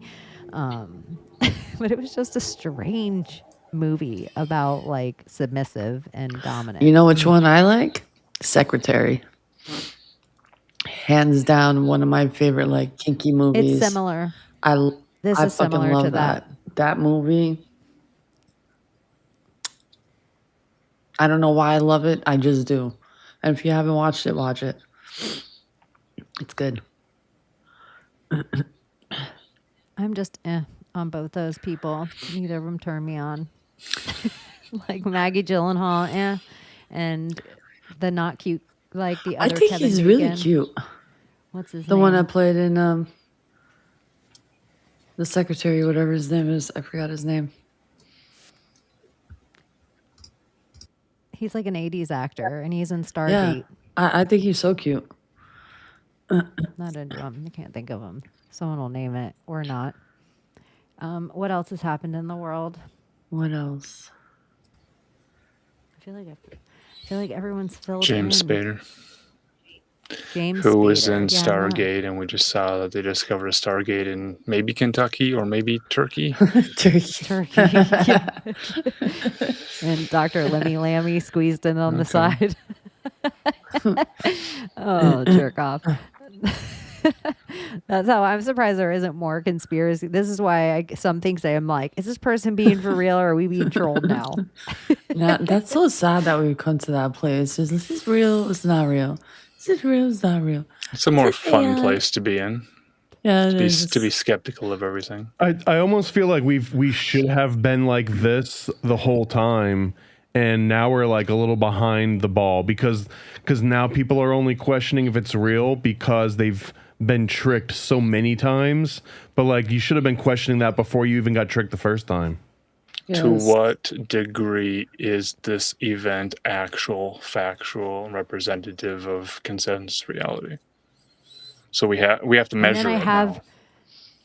like a moment of, does this matter in my life at all?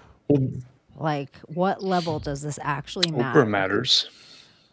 I don't. Her school for girls matters. We need female leadership.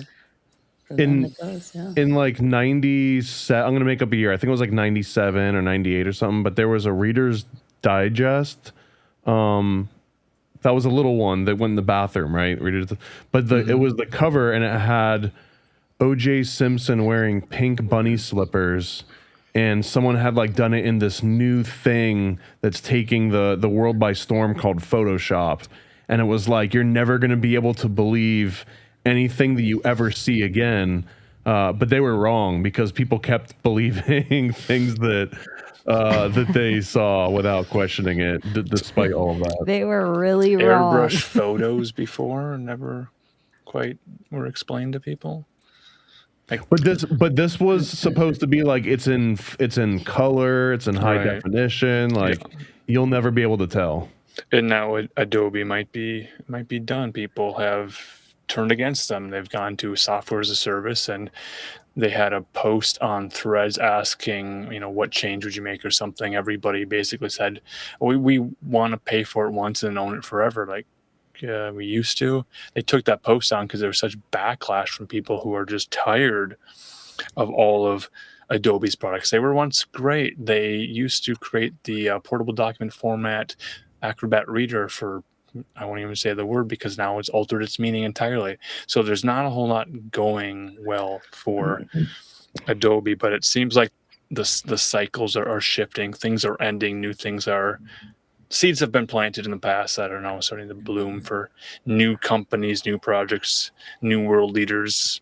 Well, Candace Owens taking over Oprah type of a thing. Dude, because this is what I'm obsessed with, and you're gonna laugh when I pull it up right now, because it's making me, two things are making me crazy right now. One, when I do any old research of Oprah Winfrey, every single picture I come across, my eyes now are like, this is not real.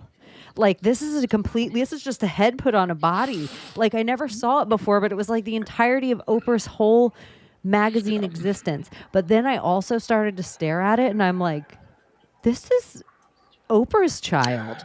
Like, Candace Owens is Oprah's child, and I can't get it out of my head of looking at these old pictures of Oprah. And at first I'm like, Chaney, you're being racist. All black people don't look alike. But then I'm like, no, young Oprah really looks like Candace Owens. And so I want you guys to, like, maybe not, you guys can be like, Chaney, no way. But I'm just like, some of the Oprah pictures of like her nose, how far apart her eyes are set. Like, she just looks so different than the Oprah we know now to be a person. I mean, that makes sense because she was in what movie? The Color Purple, and purple's not even a real color. I want to scroll these because some of these pictures, I'm just like, what? Like, I don't even believe that this person is the same person all the way through. It's crazy to me. Dude, I feel like they keep replacing people over and over and over again or something. Like when you TV Well, she's guide, always look at been that she's TV always guide. been retouched and styled and posed in certain ways. So you believe it's Oprah. It's Oprah, a signature look. Like, it just becomes this, I don't even know. It's so crazy. Like, are any of them her real body? Maybe this is the real Oprah. Like this person. The one in the wicker chair is different body. The head is just pasted onto it. That looks like. I mean, where's the neck? Dude. What is the shadow on the face? So crazy. Well, my brain is like having an ADHD moment, but it's like tying all this because I'm like, maybe there's many versions of these people and they keep replacing them over and over again. And it's like in the OA, they show, I guess in the second season, like how they can kind of like grow a human by taking, remember that part of the human that In goes vitro out of the ear? fertilization, you'd have Yeah. like Oprah's eggs and But who's the I was- father? Yeah, but it Oprah's also marriage. brought me to like the vegetable lamb of Tartary and how like sheep were grown off of like branches, almost like the idea of cotton, apparently. Dude, it's a real fucking thing. If you just search it on Google. No, I was just meaning Oprah's body in this. Like, just they've just taken a ton of pictures of her, just her fucking head. Did they ever have a cover of her smoking crack? No, but she talks about it. Like, look at that, you guys. That isn't even that head cannot be supported by that neck and body. Yeah, she's a weird one. I'm sorry for making you guys obsessed. Oh, look at what is they're even showing Rosie us. O'Donnell. Look at this. Oprah to Oprah. Oprah working out to stepping out. They're even telling us like she's Oprah's a clone. stunning. Look at that. That does not even look like the same person. That definitely looks like they're Rosie growing O'Donnell, though. them. I think they're growing these things. That's the real Rosie. There's all these Nashville connections with like Oprah and Candace. I went down, I was like, don't go down this rabbit hole. You're going to waste your time. What if they can, dude? But then I found all these connections and I'm like, oh, the number Oprah 7. and Gail, Oprah and a dog. Oh my gosh. Yeah. Like, look at how long ago we saw Oprah engaged to Stedman. That was not real, you guys. That was a lavender relationship. And then look at, she's like, I'm going to get my best girl, her own shtick. Gail King. Come on. That's my Kang, Gil Kang. What? Look at this is Oprah. Oprah's a girl. Young Oprah. Orpa. Look at that. How's that even? The biblical Orpa. That's color. I swore I'd never let Harpo hit me. You might pronounce it Sorry. opera, or it's Harpo in reverse. That's the Marx brother. Marxism. Okay. We made you guys all do it. Sorry for the audience we lost while we were down the Oprah rabbit hole. Yeah. Glad you're back. Be real interesting if people took Candace Owens' face and face mashed it into old Oprah magazine covers and just posted them online just for fun. And instead of Oprah, it could just say Owens. Like you could keep the O. It's not far off. I think it's good for tagging. And then it could be like, did he army crawl next week on Owens? Like the same way of like. New diet fad, eating Charlie Kirk. Dude, I am kind of glad for the Kirk and Hard candor and knowledge a little bit of, if you guys don't know about like Owen Benjamin being like, I think they ate Charlie Kirk. He said it in jest a little bit ago, and then he kind of doubled down and was like, well, I mean, if you were to kind of ask me if I think they didn't eat Charlie Kirk, I can't. And he kind of like went with all the thing. What is that? Kirkin Hard Kirkin or Hard. Charlie Kirkin? That's almost a Charlie Kirkin jerkin. If you Like make Church's pickle chicken. company. But yeah, it does seem like they're weird ritualistic stuff that they'd be up to. Lots of That people it wouldn't remembering Ellen surprise Page me. admitted she wore boys' underwear early on in her career. In Jane magazine, Odyssey was released. Oprah, because it was about to be Project Mockingbird and it was the fat lady singing. Mm-hmm. Like she was that coming into the story where people are like, when did it start? When did it start? Whenever Oprah got on air. And I would say she has all these Nashville connections, which esoterically and whatever, I could also link to Candace Owens, but she also is big Chicago, where that's where you look at this whole, I mean, if you were to say Hillary Clinton was winning the election until Oprah put the sword on Obama's shoulders, or, you know, like Oprah was the powerhouse. She was probably the most powerful voice in America at one time. Like if it was her favorite thing, your company might completely sell out to such a point that it can't even get a factory to make enough of whatever it is you made if Oprah likes it.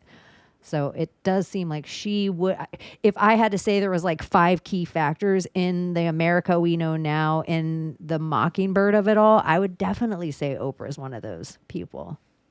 So maybe date-wise on the day she first aired and everything, there probably is a huge ritual attached to it.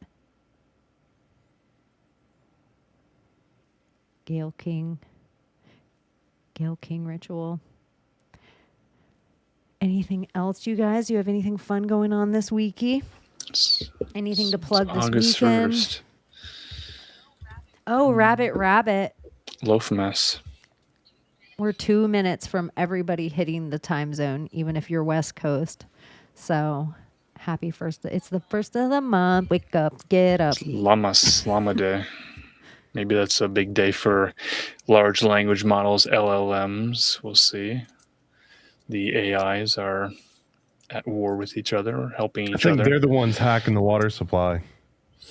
I think that's what's going to get blamed. And there's this other thread, this other tangent, this thing about how AI on Grok and Elon Musk is allowing it to create certain images, clothing removal type images of people of any age or gender, whatever. So now they're accusing Elon Musk of allowing creation of certain material, which could create more guardrails on it, this type of thing. Wait till they see what people can do with a pencil.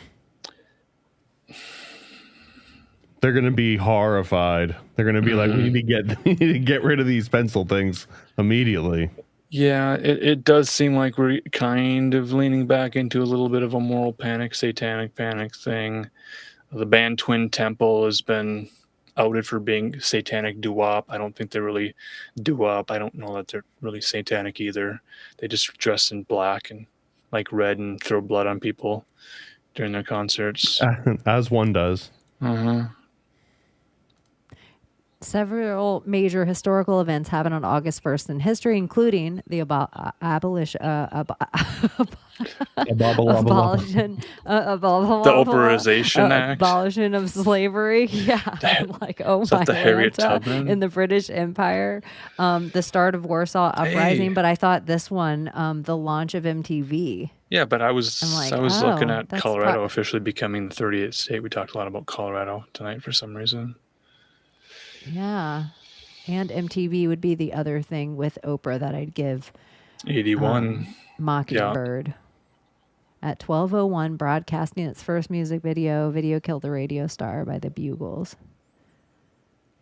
Germany declared. Anne Frank. Oh my gosh. Her final diary entry. Okay, well. Her final diary entry was talking, it was all Dr. Fauci that Thomas brought up earlier on the show tonight moment. too. Yeah, that's so crazy. Anne Frank wrote her final diary entry, and the Warsaw Uprising began as Polish resistance fighters fought occupying German forces. So it actually is a Dear Diary She date. pled the fifth when asked about the ink and the pen she used. Where did your dad get the pen? Why did your dad, the only Jewish businessman to survive your family, make all this money off this tale? So crazy. So crazy. Didn't somebody That is in so her weird family that go was- on video like talking about how none of it was real or something like that? That was someone related to I her. think that's actually slander, though. The only reason people ever deny the existence of Anne Frank is because they don't want to believe that she would have been a believer.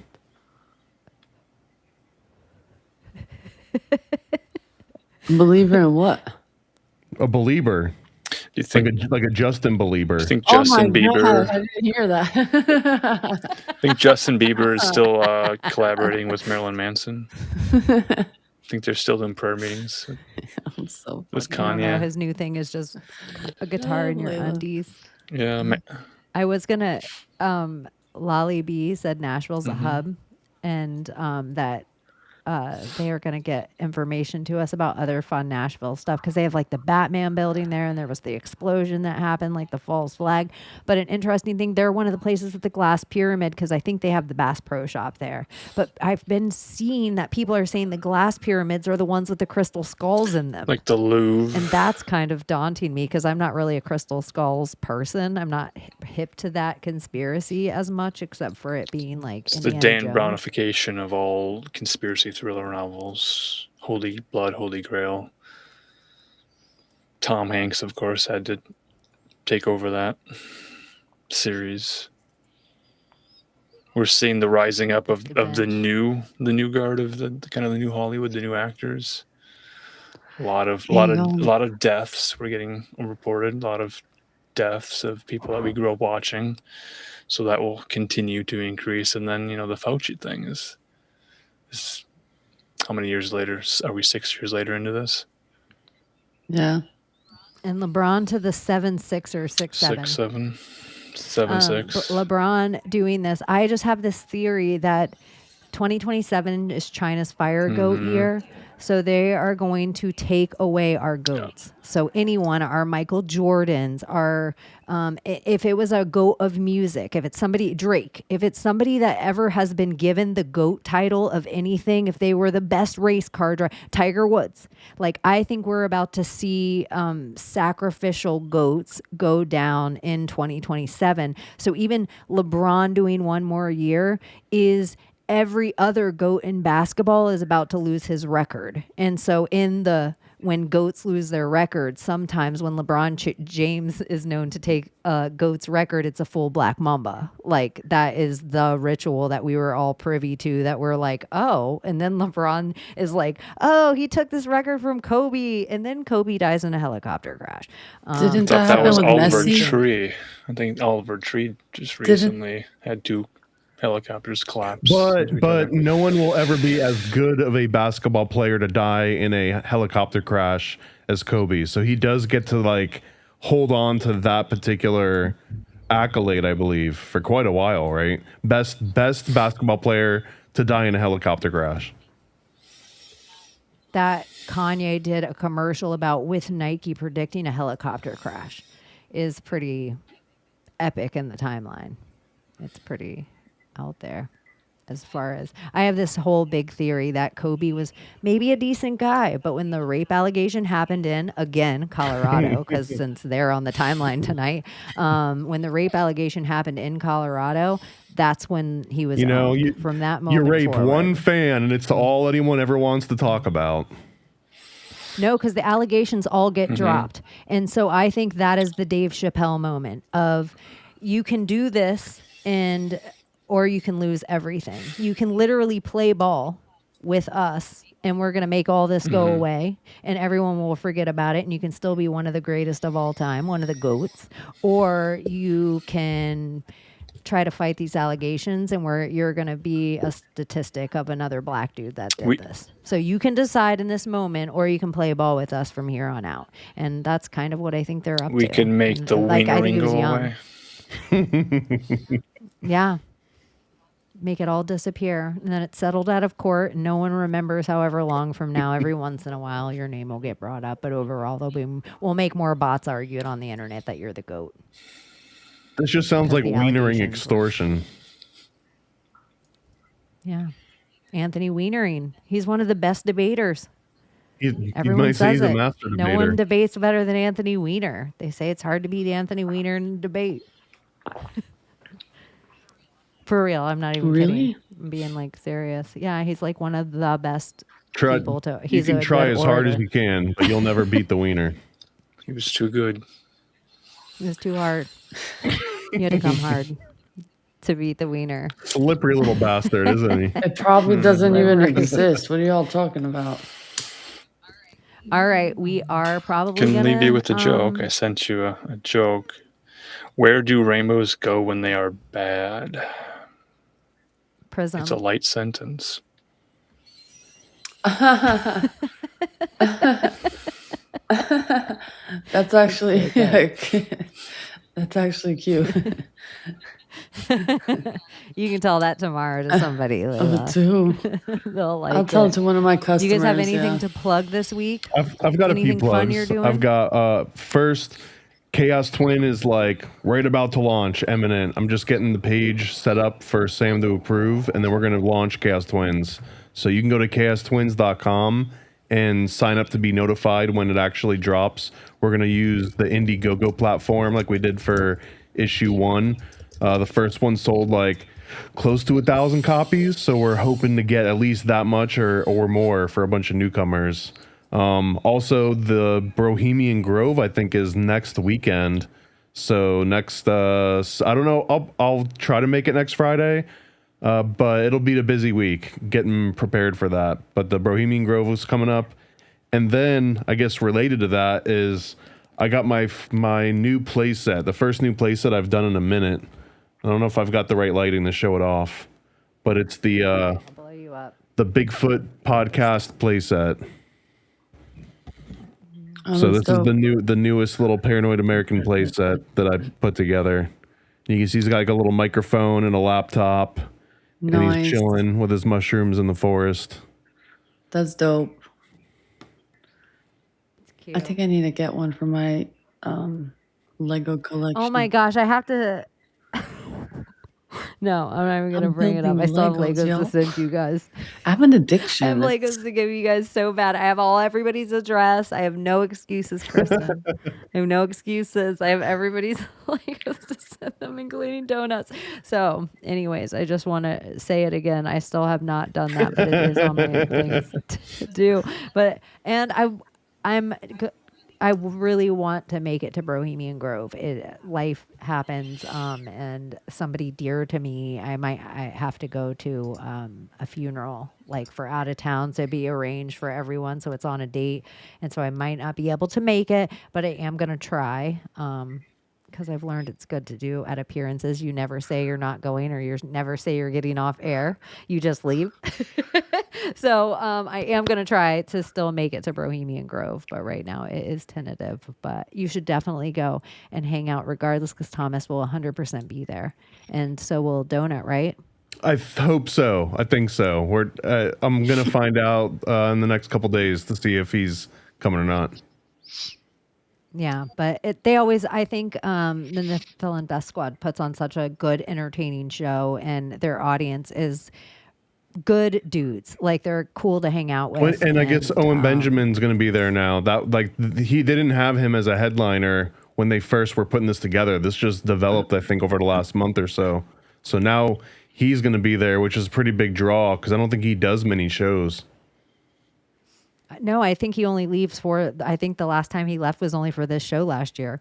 So that he left the Bertaria. But I also think that Toad might be there, and they do a cute duet with their little ukulele and piano. Like, they'll do some kind of, who knows? I don't know. There's always like a couple fun things going on. And I've been watching, and Matt was like, they were wondering if you were going to come back, if you had a good time with Matt. And I was like, Thomas likes hanging out with Matt doing Bible study. we're right now we're reading, well, he's already read it a million times, but we're doing Genesis next. So we're going to go and we're going to talk about the Nephilim and the tent. The tent is like one of my favorite things. And everything, all the weird stuff that happens. Does he get into the Greek, like terminology or understanding, like the Greek translation of it, or no?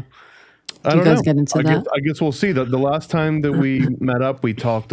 He gave me this book from a sort of fire brimstone Protestant guy. I mentioned the name of it, and Marcus was like, "Oh, I know that." What was it, like Dave Hunt or something like that? And it was called the Whore of Babylon. But anyways, we talked about that last time, but it wasn't about like specific scripture. It was about this guy's take on how the Vatican is represented in the Book of Revelation. But now we're actually talking Bible, like down to the verses. And what about the tent, real quick? Like, what's a little preview of that? It's just a tiny little line that basically says that Ham, one of Noah's sons, Ham, walked into his tent and saw his father naked and drunk. That like Noah got drunk, which is actually a really interesting theme, by the way, that the world floods and then dad gets drunk. That's like constantly, it's in many, many different stories of this Diluvian tale, but like Noah gets drunk, goes into his tent. Ham goes into the tent, sees Noah naked, goes and gets his brothers, and he's like, "Hey, come check this out. Dad's naked." And they're like, "What are you talking about?" And they go into the tent backwards, and then they like basically cover their dad. And because Ham not only saw Noah naked, but like was, I guess, ridiculing him and went and tried to get an audience, then he gets his own curse. There's the curse of Cain and there's the curse of Ham. And I believe that it's like all of his descendants are going to be cursed too. But there's so many interpretations, like seeing someone in their nakedness. Apparently there's some old translations that means that he banged Noah's wife, which would have been his mom. So like Ham banged his mom and that's why it was bad. Or that he banged Noah, that seeing him in his nakedness was like knew him biblically. My favorite version is that Ham went into the tent and saw Noah doing magic, and that seeing someone doing magic or talking directly with God would have been a version of seeing them in their nakedness. But either way, it's one of my favorite little like nitpicky parts of the entire Genesis. Do you guys read it, or do you guys just interpret it? I mean, like we've read it independently, but we're just going to be talking about the highlights, I think, and like just interesting little tangents and stuff. Hearing you describe it in all those ways, it just was reminded, like reading about Aleister Crowley with his like recorder servant pack mule, that like all his stories. I'm like, oh, I didn't even know that was an interpretation of the thing of like, and it could have meant they had sex, and I'm like, oh, like, huh. That's very Alistair, because it's like a layer of magic for him breaking his own. I don't know. It would have been his dude Solomon, his full nakedness. like vulnerability, like in that state. I don't know. It's crazy. I didn't even think about that with Why the am I Bible. thinking of the story of some girls who got their father pregnant and fucked their father and they got pregnant or something like that? Who was that? Oh, that's also in Genesis. Yeah, who was that? It was two daughters. It was an older daughter does it first, and then she talks her younger daughter into doing it. But they do it for just reasons because they need.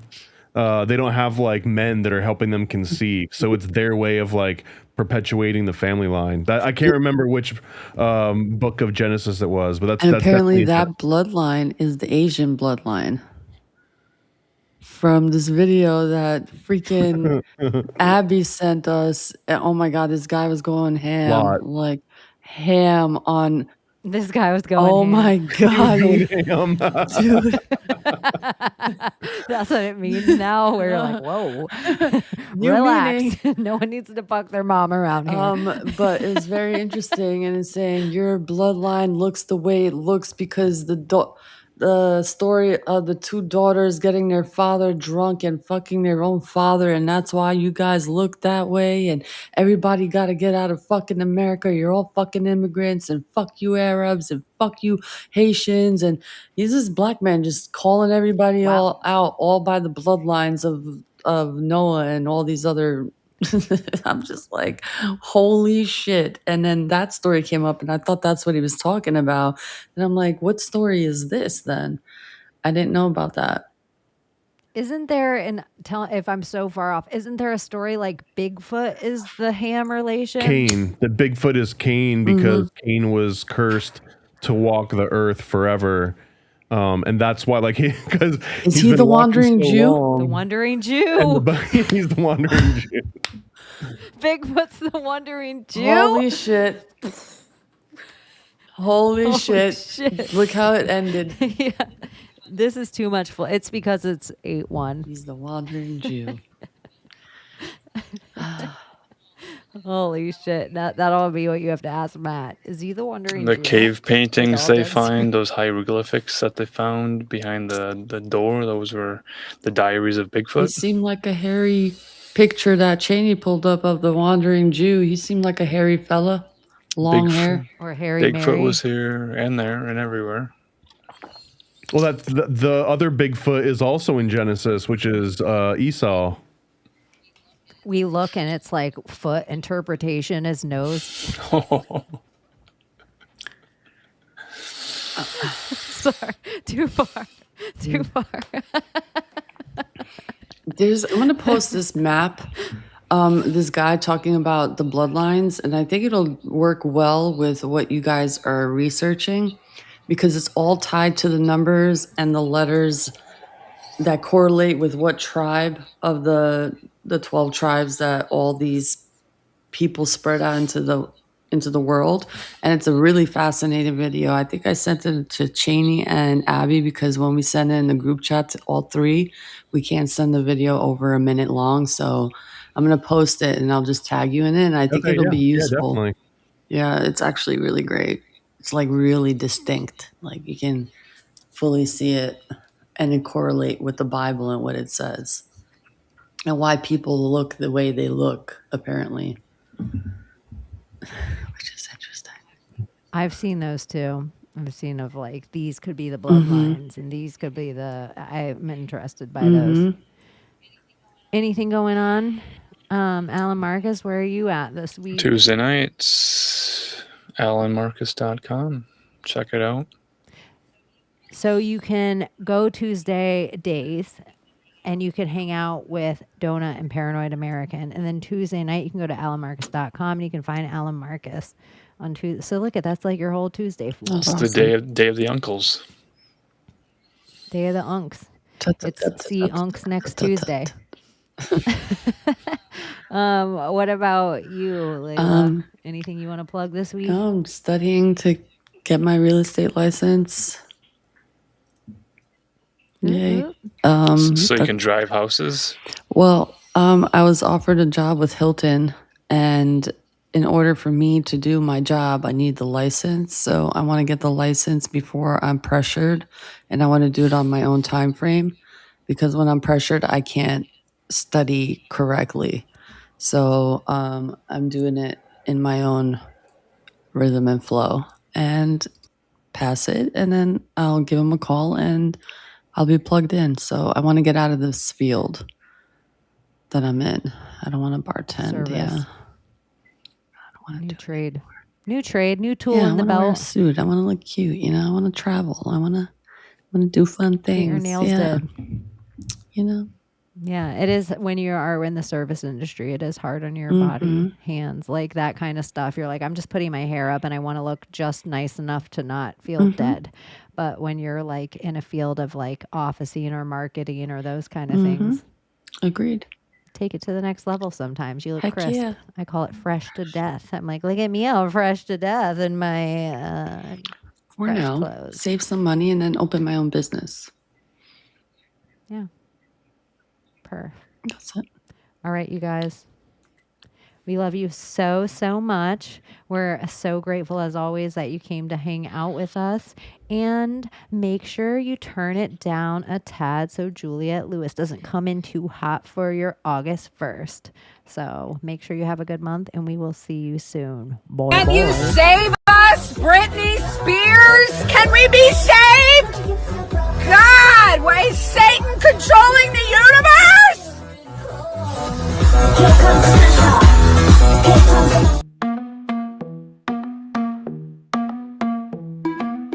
The world we used to think we knew is constantly exposing who our possibilities come true. So what we do is call out to the good guys, good guys. Witches, widows, MAGA, mystics, entertaining cunning linguists, good guys. The forum of the quorum needs a secretive society to advance our philosophies intentionally, magically, good guys. Conspiracy, sex, culture, making it's okay to change your thinking, good guys. Good guys, good guys, good guys.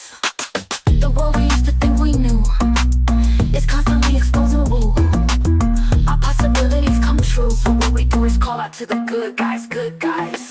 Witches, widows, MAGA, mystics, entertaining cunning linguists, good guys.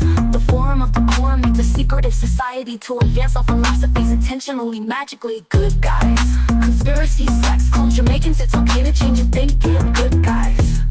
Good guys, good guys, good guys.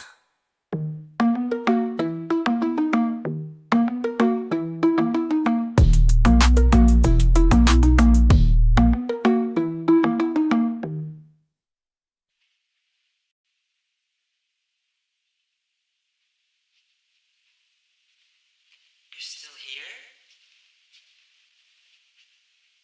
It's over. Go home.